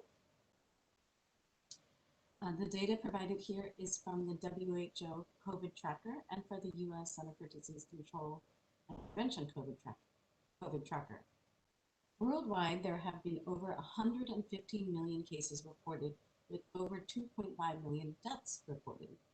In the US alone, 28 million cases have been reported with over 500,000 deaths.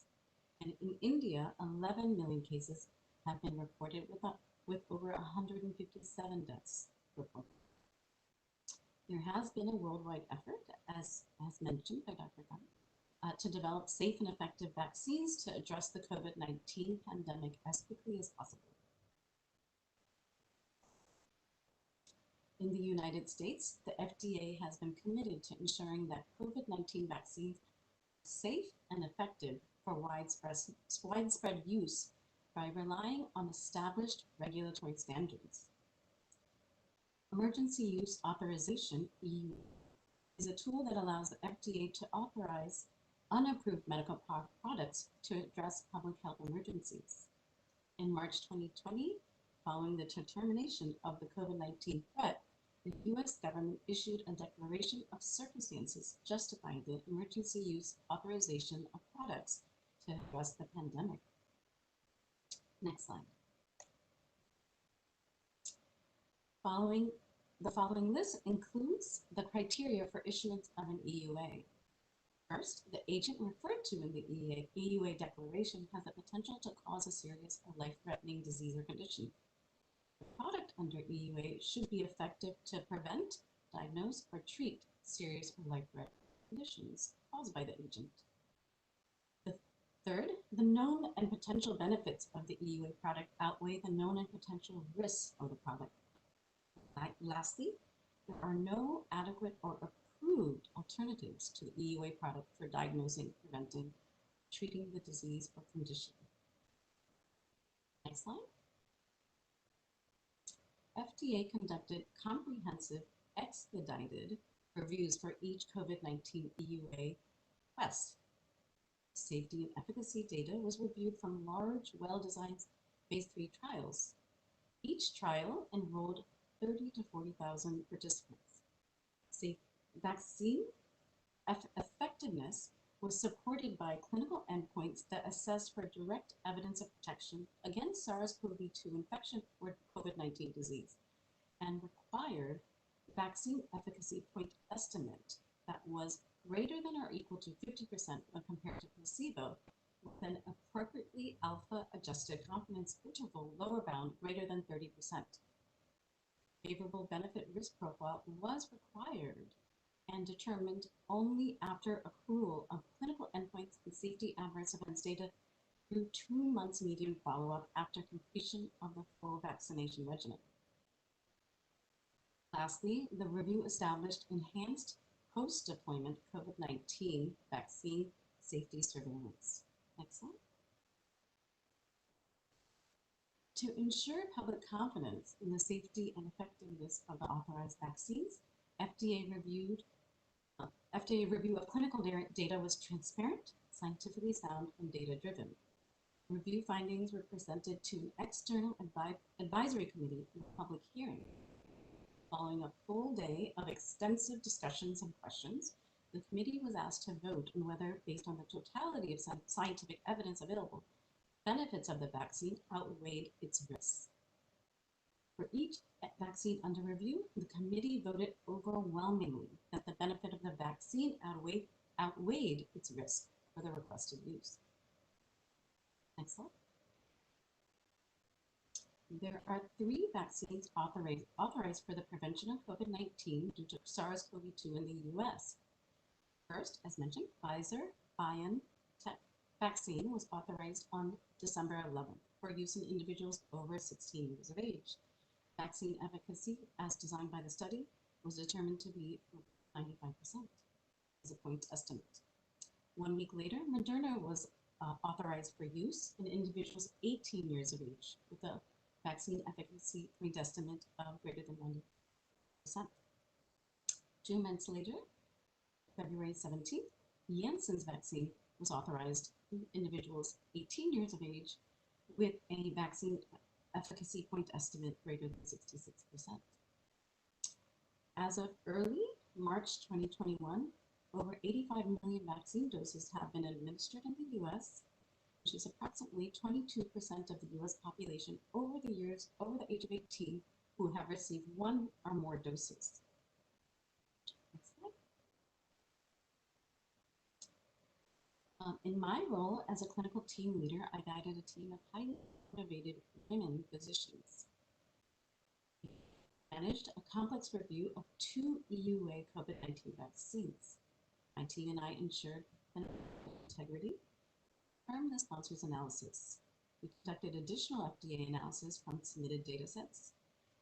We submitted multiple information requests to the sponsor, to the company, to address concerns, and we verified that each authorized vaccine was safe and effective. Lastly, as a team leader, I guided my team in expedited reviews that were completed within 3 weeks. I am fortunate to work under the leadership of 2 strong women leaders in my Office of Vaccines. This includes the Director of the Office of Vaccines, Dr. Maureen, and the Clinical Branch Chief, Dr. Maria. Next slide. Finally, I would like to discuss the importance of role models with regard to values and inspiration, as well as women who have been my role models. My mother, Geeta, who guided me by example, instilled in me her essential values, including grace, strength, and determination, all of which anchor me to my core foundation. Mother Teresa exemplified the basic tenets of public health, empathy, unwavering service, and dedication to others, all of which inspired me to pursue a career in medicine as a young woman. I believe looking to women who have overcome obstacles and barriers to achieve their dreams can be sources of motivation for us all. However, understanding how they paved their path is even more inspirational. Next slide. Lastly, I'd like to leave you with the quote from Mother Teresa: "I alone cannot change the world, but I can cast a stone across the water to create many rivers." Thank you, and namaste.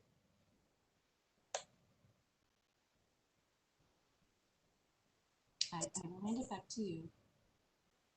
Thank you very much, Dr. Stogi, for an educative talk, which will be very useful for many of our colleagues who are in the process of getting some of the vaccines approved or in the process of approving these vaccines. You know, in India, we have 2 vaccines which are currently approved. So thank you very much for this talk, which I think is extremely useful in these very difficult times. And thank you for joining from Washington. With this, we move on to the next talk, the last talk in this session. It's my pleasure to invite Dr. Pratima Bharti. She is currently the Principal Scientist, Genetics Bioprocess Development Group, Pfizer. She's a cell and molecular biologist with over 10 years of experience working in academia and industry. She has expertise in cell biology, protein biochemistry, molecular biology, microbiology, and immunology. She is working in metabolomics engineering of microorganisms to create bugs that make drugs. Recently, when the pandemic hit the world, in collaboration with Biotech Pfizer, she got involved in formulation of RNA-based vaccine, and Pratima contributed by being a subject matter expert for release tests to validate various parameters RNA-based vaccine post-formulation. Dr. Bharti has a postdoctoral at University of Maryland, US, in stem cell research and a PhD at University Bochum, Germany, in protein biochemistry and cell biology. A pleasure to have you, Dr. Bharti. Over to you. Thank you so much. Thank you. Can you hear me? Yes, we can hear you. We can see your slides as well. Okay. Please. Thank you so much. So first of all, a very good evening to everyone. And it's an honor to share screen space with eminent scientists and especially women in leadership. And thank you so much to all the organizers and presenters for enlightenment and enriching this special day. So Women in STEM has always been near and dear to me as an undergrad, as a master's student, PhD, and as a postdoctoral student. I studied and worked in different aspects of biotechnology and began my career as a scientist. So I have a huge respect for women in science, and particularly the extraordinary women as teachers, as PhD and postdoctoral advisors who are building strong foundations for the budding scientists across globe. So I will walk you through a glimpse of the journey during this amazing and unusual global pandemic year, where every effort has been made by people in science globally to make sure that science will win. So here, in December 2019, an outbreak of respiratory illness of unknown etiology was reported in Wuhan city. Everyone is aware of it. And so far, approximately 117 million cases of COVID-19 has been reported globally, including more than 2.5 million deaths. And cases have been reported in more than 180 countries, including all 50 states of United States. And among these cases, 32% had cardiovascular diseases, 30% had diabetes, 18% had chronic lung disease, and remaining of them they were under underlying conditions, including kidney disease, obesity, or they were immunocompromised. So during this pandemic, there was an emergent need for research and development. And that includes diagnostics, therapeutics, and prophylactic measures to reduce death and severity of disease. A groundbreaking collaboration through the accelerated development, equitable allocation, and scaled up delivery of COVID-19 diagnostic tests, treatments, and vaccines were required, thereby to protect health systems and restoring societies and economies. So I will not go in detail in diagnostics and therapeutics, although I would like to emphasize here that I have friends globally, and they have been involved in different aspects of these scientific focus.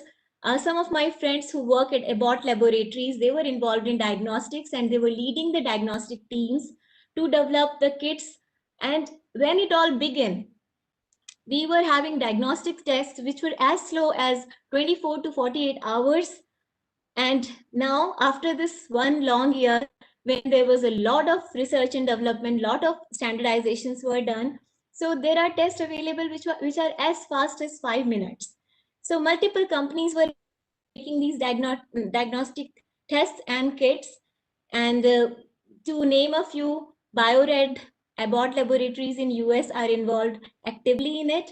And in India, Reliance is one of the companies which has come up with very fast and very precise tests. Regarding therapeutics, almost more than 400 therapeutic molecules which are already used for treating existing conditions are in various phases of clinical studies for treating COVID-19. And a handful of them have already been approved, or EUA has been issued. Emergency use authorization have been issued to few of the molecules, either alone or in combination in different cocktails in a couple of countries. So long way to go for therapy, but we are on a right track. We have already some therapeutic approaches. Now talking about prophylactic approaches, that comprises of the vaccine, and Gagan ma'am, Dr. Gagan, she has already mentioned and have given such a wonderful overview about all the vaccines. So I would like to here quickly go through the type of vaccines which we have. There are several types of vaccines, and each type is designed to teach the immune system of a human body to fight off certain kind of virus and the disease caused by it. So one of the type is attenuated, the most common type. It is developed by reducing virulence of a pathogen, but still keeping it viable. And the most common example of attenuated vaccine is BCG vaccine, that is against Mycobacterium tuberculosis. And then comes heat inactivated vaccine, that is by killing virus. And the most common example is polio virus. Then comes non-replicating viral vector. It comprises of a modified version of unrelated harmless virus that can be used as a vector to deliver protection in terms of genetic material of that particular virus against which we are trying to make the vaccine. So most commonly used these days is the vaccine which is being developed at AstraZeneca. They are using this approach of non-replicating viral vector, and adenovirus is the vector of their choice.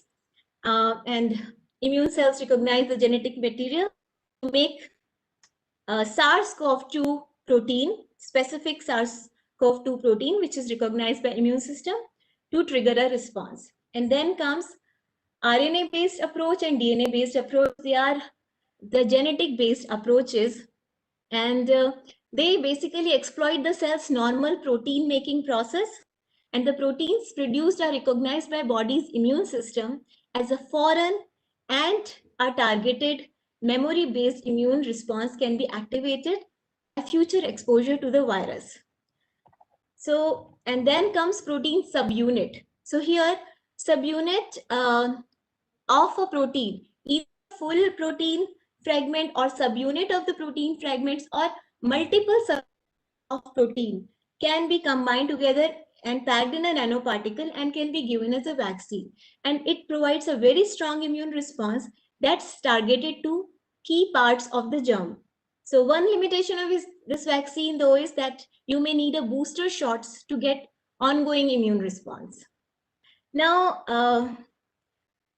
talking about Pfizer, since I work at Pfizer and I was involved in this light speed project of COVID vaccine, it fills me with immense pride with every groundbreaking milestone we achieved with our COVID-19 vaccine that was based on RNA-based approach.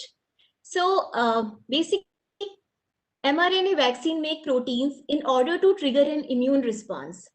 And it has several benefits over other type of vaccines, including shorter manufacturing times, and because they don't contain a live virus, so there is no risk of causing disease in the person getting vaccinated. And here I will take you through some of the glimpse of my work. So after WHO announced a pandemic, Pfizer collaborated with BioNTech in March 2020. And there was an emergent need of coming up with a vaccine platform, and RNA vaccine platform was the go-to choice to enable rapid vaccine development.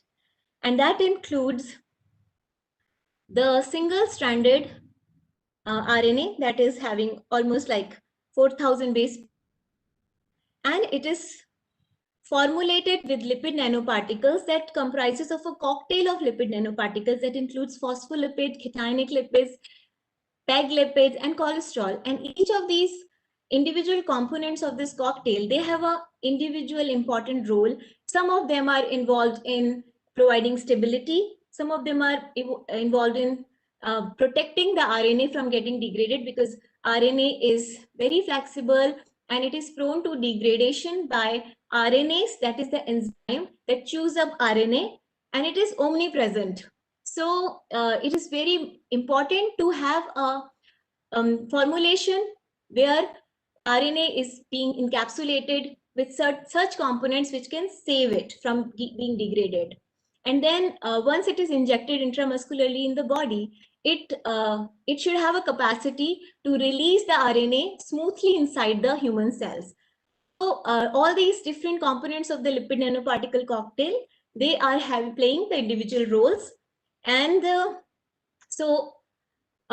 this is the drug substance. When this particular single-stranded RNA is synthesized, in vitro transcription is done from DNA. So this is called drug substance. And after encapsulation, it is called drug product. And here I would like to again emphasize that an amazing strategy has been planned early last year when we began with multiple RNA candidates that were encoding for different surface protein of coronavirus. So after clinical trial 1, we narrowed down from multiple candidates to 2 potential candidates, which showed highest immunogenicity and safety. And after clinical trial 2, we were sure that which was the potential candidate which we will go through with. And that was the BNT162b2 that encodes receptor binding domain of spike glycoprotein of SARS-CoV-2. And then again, I would like to emphasize that how amazingly this whole plan was coordinated, that the work which is being carried out for years when a regular drug product is being discovered and launched, that was done within a period of 1 year time because amazing planning was done and the well-coordinated activities were carried out where parallelly multiple studies were done. And that's why we could get what we get normally in 3-4 years within few months. So that was an amazing drive. And I'm so glad that I could become a part of this amazing light speed project. And so here, this is just the overview of what it has in it. The active ingredient is RNA, and that encodes for the particular protein, the particular surface protein of the coronavirus. And it is encapsulated with a cocktail of 4 different lipid nanoparticles that aids in its delivery and also protects the RNA from degradation. And then it is present in a cryoprotectant, because you must have heard about that since the Pfizer vaccine has a limitation that it can be stable just at minus 80 degrees. That's a very low temperature. And at that temperature, to ensure that lipids don't get too sticky at that extremely cold storage temperature, a cryoprotectant is used. And in this case, sucrose was the choice of cryoprotectant. Now, coming to what I have contributed. Here, I would like to again emphasize that across different sites of Pfizer, while collaborating with BioNTech, like there were multiple departments working on different strategies, like clinical study coordinators, strategists, and supply chain units, manufacturing units, research and development units, regulatory affairs department. Multiple departments have worked in such a collaboration that it has exhibited a wonderful display of teamwork. And so initially, BioNTech was involved in the mRNA synthesis, and Pfizer was involved in formulation of mRNA by encapsulating it. And eventually it happened that BioNTech and one of the Pfizer-cited Boston PharmSci ARD got involved in mRNA synthesis, and 2 sites of Pfizer are cited Kalamazoo, Michigan, where I work, and Puurs site at Belgium in Europe. So Kalamazoo is in Michigan in US. So these 2 sites are involved in the formulation of this particular vaccine. And once it gets encapsulated, so there needs to be done certain release tests. We can't just send the vials for commercial purpose after getting encapsulated, but we need to have a validation study. A proper validation team has been built for it. And I was SME for a couple of studies that included determining RNA content and person encapsulation after the encapsulation procedure is done. So it was an amazing experience, having a collaboration across site to get intermediate precision within site among different analysts, and then across site with different analysts. So I was not just involved in method development, but also training analysts for this comparability and precision studies. So these are few of the release assays by which we determine RNA content and person encapsulation, lipid content, lipid size after it gets encapsulated, then RNA integrity, whether it got degraded while doing encapsulation or not, and the batches which passes these criteria, they are sent for the commercial purposes. So batch to batch, this drive is going on. People are working day and night there. And I have seen all the shifts now, first, second, third shift, round the clock. I have worked with my analysts. And then in vitro expression to determine that the RNA has not been degraded even like little bit, so that it is encoding the protein which was desired. And so these were where I was working. And additionally, I was leading a RNase investigation team to ensure that there is no contamination of RNAs in the manufacturing unit, which can chew up whole RNA and can degrade it completely. So, so momentous and historic moment arose after 6 months of hard work, and the world has welcomed very positive and much anticipated news on COVID-19 vaccine front. After 248 long days and nights, 150 active clinical trial sites in 6 countries, around 43,000 courageous volunteers, and 1,000 dedicated and BioNTech colleagues and the hopes of billions. On December 13th, after the EUA from FDA, the first supply of the COVID-19 vaccine from Pfizer released. And it was a historical moment for not just Pfizer colleagues, but also people of Kalamazoo. And all the colleagues were so passionately working because they are not just working for welfare, but those people also need them as much as everyone do. So Kalamazoo was in news. This is the picture. The first picture shows the plant. This is the biggest manufacturing plant of Pfizer in world. So it has covered 1.5 acre land, and this picture shows the vials, and these are the pizza boxes which were designed specially for the safe delivery of these vaccine vials.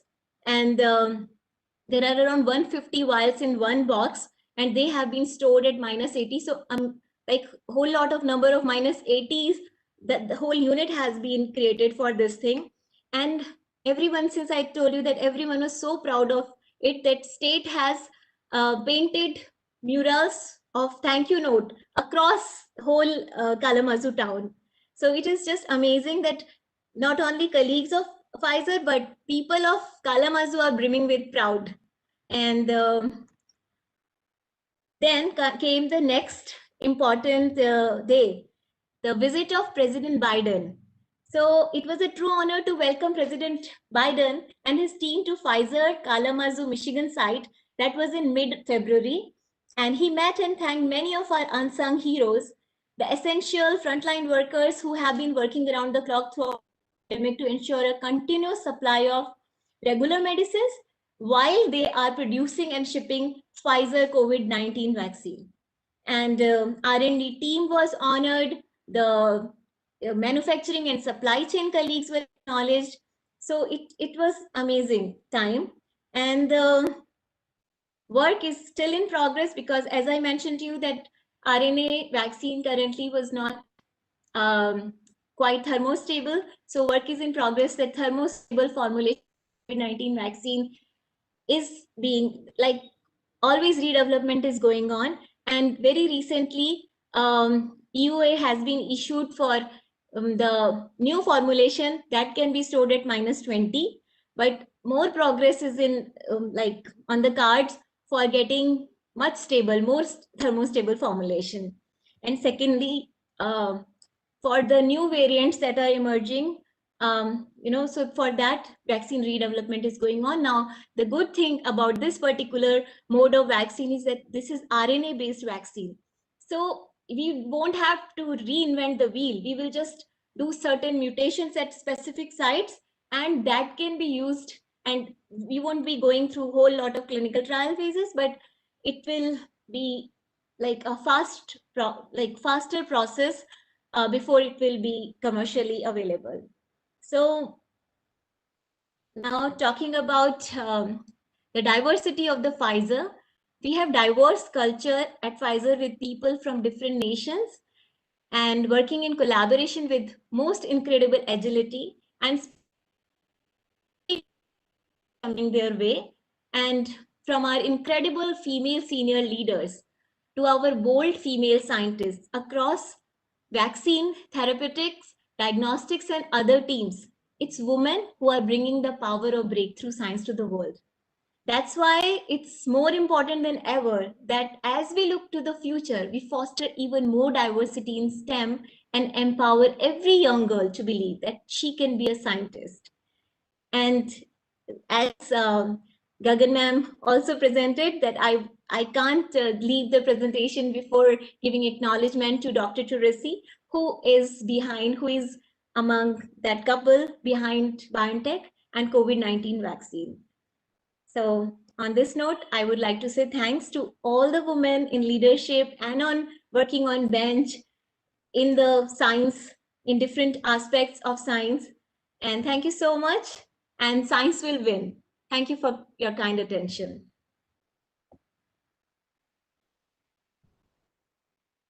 Any questions?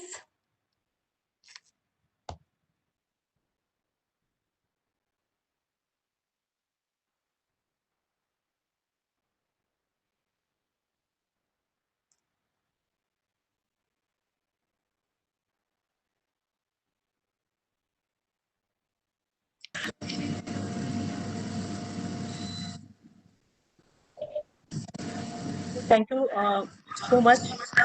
I wish to thank each and every speaker on this session. Received a call from Dr. Garg. He had to leave for a meeting. So he had asked me to conclude the session in the end. So I request Sabhyata to first take over the mic, and then in the end, I will conclude all the sessions. You have to unmute. Yes, Dr. Dixit, it's been a marathon run. I think we need to conclude finally. So I request you to give your final remarks, though Dr. Garg will not be here. So kindly give your concluding remarks, and then we can move on. So I hope I'm audible. Yes. So I wholeheartedly thank again Shubhra and Dinkar for inviting me to chair the session in today's programs on International Women's Day. It is a privilege for me to participate in this program. It has been very enriching experience for me. I just like to remember that in 1995, a conference entitled Action for Equality, Development and Peace was convened by United Nations at Beijing with 17,000 participants and 30,000 activists to address women-related biases and measures. The year 2020, that marked the 25th anniversary of the Beijing Platform for Action, was intended to be groundbreaking for gender equality. The pandemic has, however, deepened the pre-existing inequalities, exposed the vulnerabilities in social, political, and economic systems, which in turn have amplified the impacts of pandemic on the female population. Lockdowns, loss of employment, and economic distress severely affected the female workforce.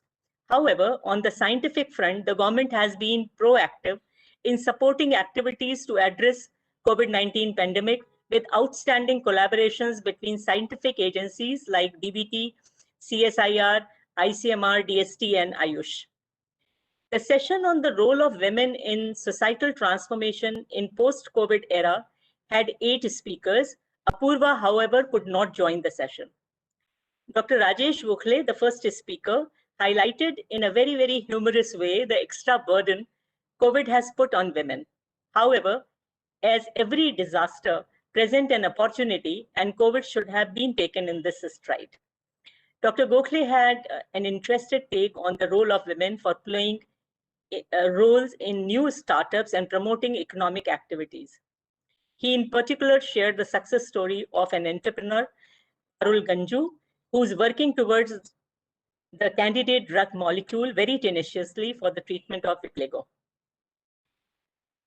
Professor Wilhelm shared approaches being taken by UKRI to promote diversity, teamwork, and creating systems for the same. He pointed to the commendable female participation by the university student population. Female participation in some subject area needs improvement. She highlighted that there are some areas where we need more representation of women researchers. And UKRI is trying to promote healthy research innovation culture, prioritize area for more progress for women in science. UKRI is gathering information about pandemic impact on productivity in terms of publications and possible cures to mitigate these, and this will surely go on a long way. Dr. Zerbini also emphasized need to reduce the gender gap in science, especially in mathematics and physics. He emphasized that women researchers have good representation in the area of biology. However, their representation in faculty position is still less. He pointed that the situation in sub-Sahara region of African continent especially needs much attention. Dr. Hemlata gave a glimpse of government program to address women-related issues. She emphasized the role of nutrition in women health and economic well-being. She also told on the role of NIN promoting nutrition status of women and their families. Dr. Preetha pointed to the common unprecedented challenge of COVID, especially the large infection in India and US. She also gave a view of USA Indian collaborations in vaccine areas in this pandemic, and share action points. He pointed that the role of women scientists, frontline workers, and science administrators in dealing this pandemic had been laudable. He also emphasized the leaky pipeline we are all familiar with by now and need to work upon this. Dr. Anupma talked about supporting ecosystem and its role in women empowerment. He gave her personal example by narrating role of DBT Biocare scheme in shaping her life and the journey leading to creation of Innovate Biosolutions. Dr. Indrajit Kaur talked upon the role of women in societal transformation in post-COVID era. She also gave an account of her scientific journey and the role of DBT Biocare in her views on the ways to effect such transformations. She highlighted that several programs of DBT and DST, which have been very helpful in supporting women researchers, also need to be more flexible and support the women researchers in a much more effective manner. In the last session on women scientists and COVID-19 vaccine development, had 3 speakers, Dr. Gagandeep Kang, Dr. Anuja Rastogi, and Dr. Pratima Bharti, who's principal scientist, genetics bioprocess development group from Pfizer. All these speakers enlightened us about the processes involved in different vaccine candidates, and the unprecedented efforts which have been made by researchers from academia and also by the companies for the new vaccine development for SARS-CoV-2. Actually, within 1 year, there are already several options which are available and many are in pipeline. So these efforts have been unprecedented. Nobody expected that we will have such a fast delivery. So efforts made under the leadership of Dr. Renu Swarup in particular are laudable. Pharmaceutical companies from India have made us very proud. Millions of doses to several countries have already been provided. Researchers and companies have brought India on the forefront and proven our capability and capacity. I thank you all for sharing your views, work, and efforts made towards the vaccine research and development. I thank everyone for making this program a success and wish to congratulate Shubha and Dinkar for organizing such a wonderful program on International Women's Day. I wish everyone a very happy Women's Day. Cheers to all the women researchers and leaders. Thank you so much.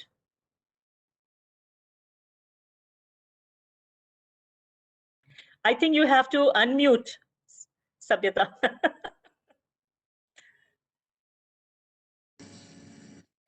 Thank you, Dr. Dixit, for this wonderful wrap-up of both the sessions. We really appreciate your effort and your patience that you went through all these so carefully. Thank you, madam. It was a pleasure having you here. Now, as we come to the end of this wonderful event that we were able to put together, I request my colleague, Dr. Manoj Prasad, scientist at NIPGR, to propose a formal vote of thanks. Dr. Manoj Prasad. Yeah, am I audible? Yes, yes.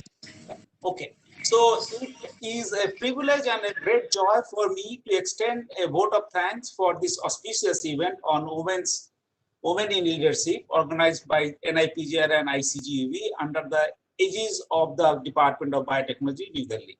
On behalf of the organizing committee, I thank Dr. Subhra Chakrabarti, Director NIPGR, and Dr. Dinkar Salunke, Director ICGEB, for bringing out this excellent program.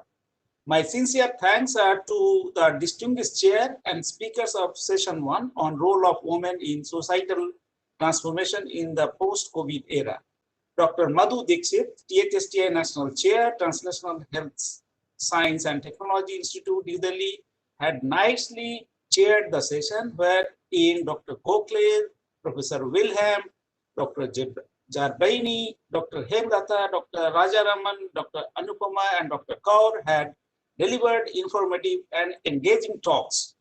Their addresses would have certainly proved insights into the role of women in societal transformation. I extend my heartfelt thanks to Dr. Pramod Garg, Executive Director at PHSTI New Delhi, for chairing the second session on women scientists in COVID-19 vaccine development. The session had an informative keynote address delivered by Dr. Gagandeep Khan, Professor CMC Vellore, Tamil Nadu, in which Dr. Khan had highlighted the extraordinary roles played by the women researcher in vaccine development. I thank Dr. Khan for taking time out of her busy schedule and delivering an enlightening keynote address. I also thank Dr. Anuja Rastogi, Medical Officer, US FDA, USA, and Dr. Pratima Bharti, Principal Scientist, Pfizer, for sharing their thoughts and experiences. I am confident that their talks would have motivated young researchers, especially women scholars, to conduct research in the frontline areas of science and technology, including vaccine development. I should put on the record my deepest gratitude to the scientists and staff of Department of Biotechnology, NIPGR, and International Center for Genetic Engineering and Biotechnology, New Delhi, for their support and assistance. In this occasion, I especially thank Dr. Suraksha Diwan, who is running the BioCare program in DBT, and myself and my colleague, Dr. Sabata Bhatia, is the part of this BioCare program. Our technical team members, Sri Shubhasish Mandal and Mr. Ratnesh Thakur, tirelessly worked behind the screen to make this virtual event a huge success. Thank you, Shubhasish and Ratnesh. I also acknowledge the contribution of all those who have participated in this virtual event, including a large number of students from college. What I learned from Suraksha, that a large number of college students also attended this program. We sincerely hope that the event would have served its purpose. And once again, I thank all those who have contributed in one way or the other to make this event a successful one.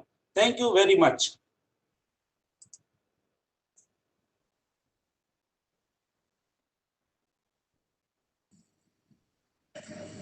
Thank you all. And once again, a very happy Women's Day to everyone. Thank you.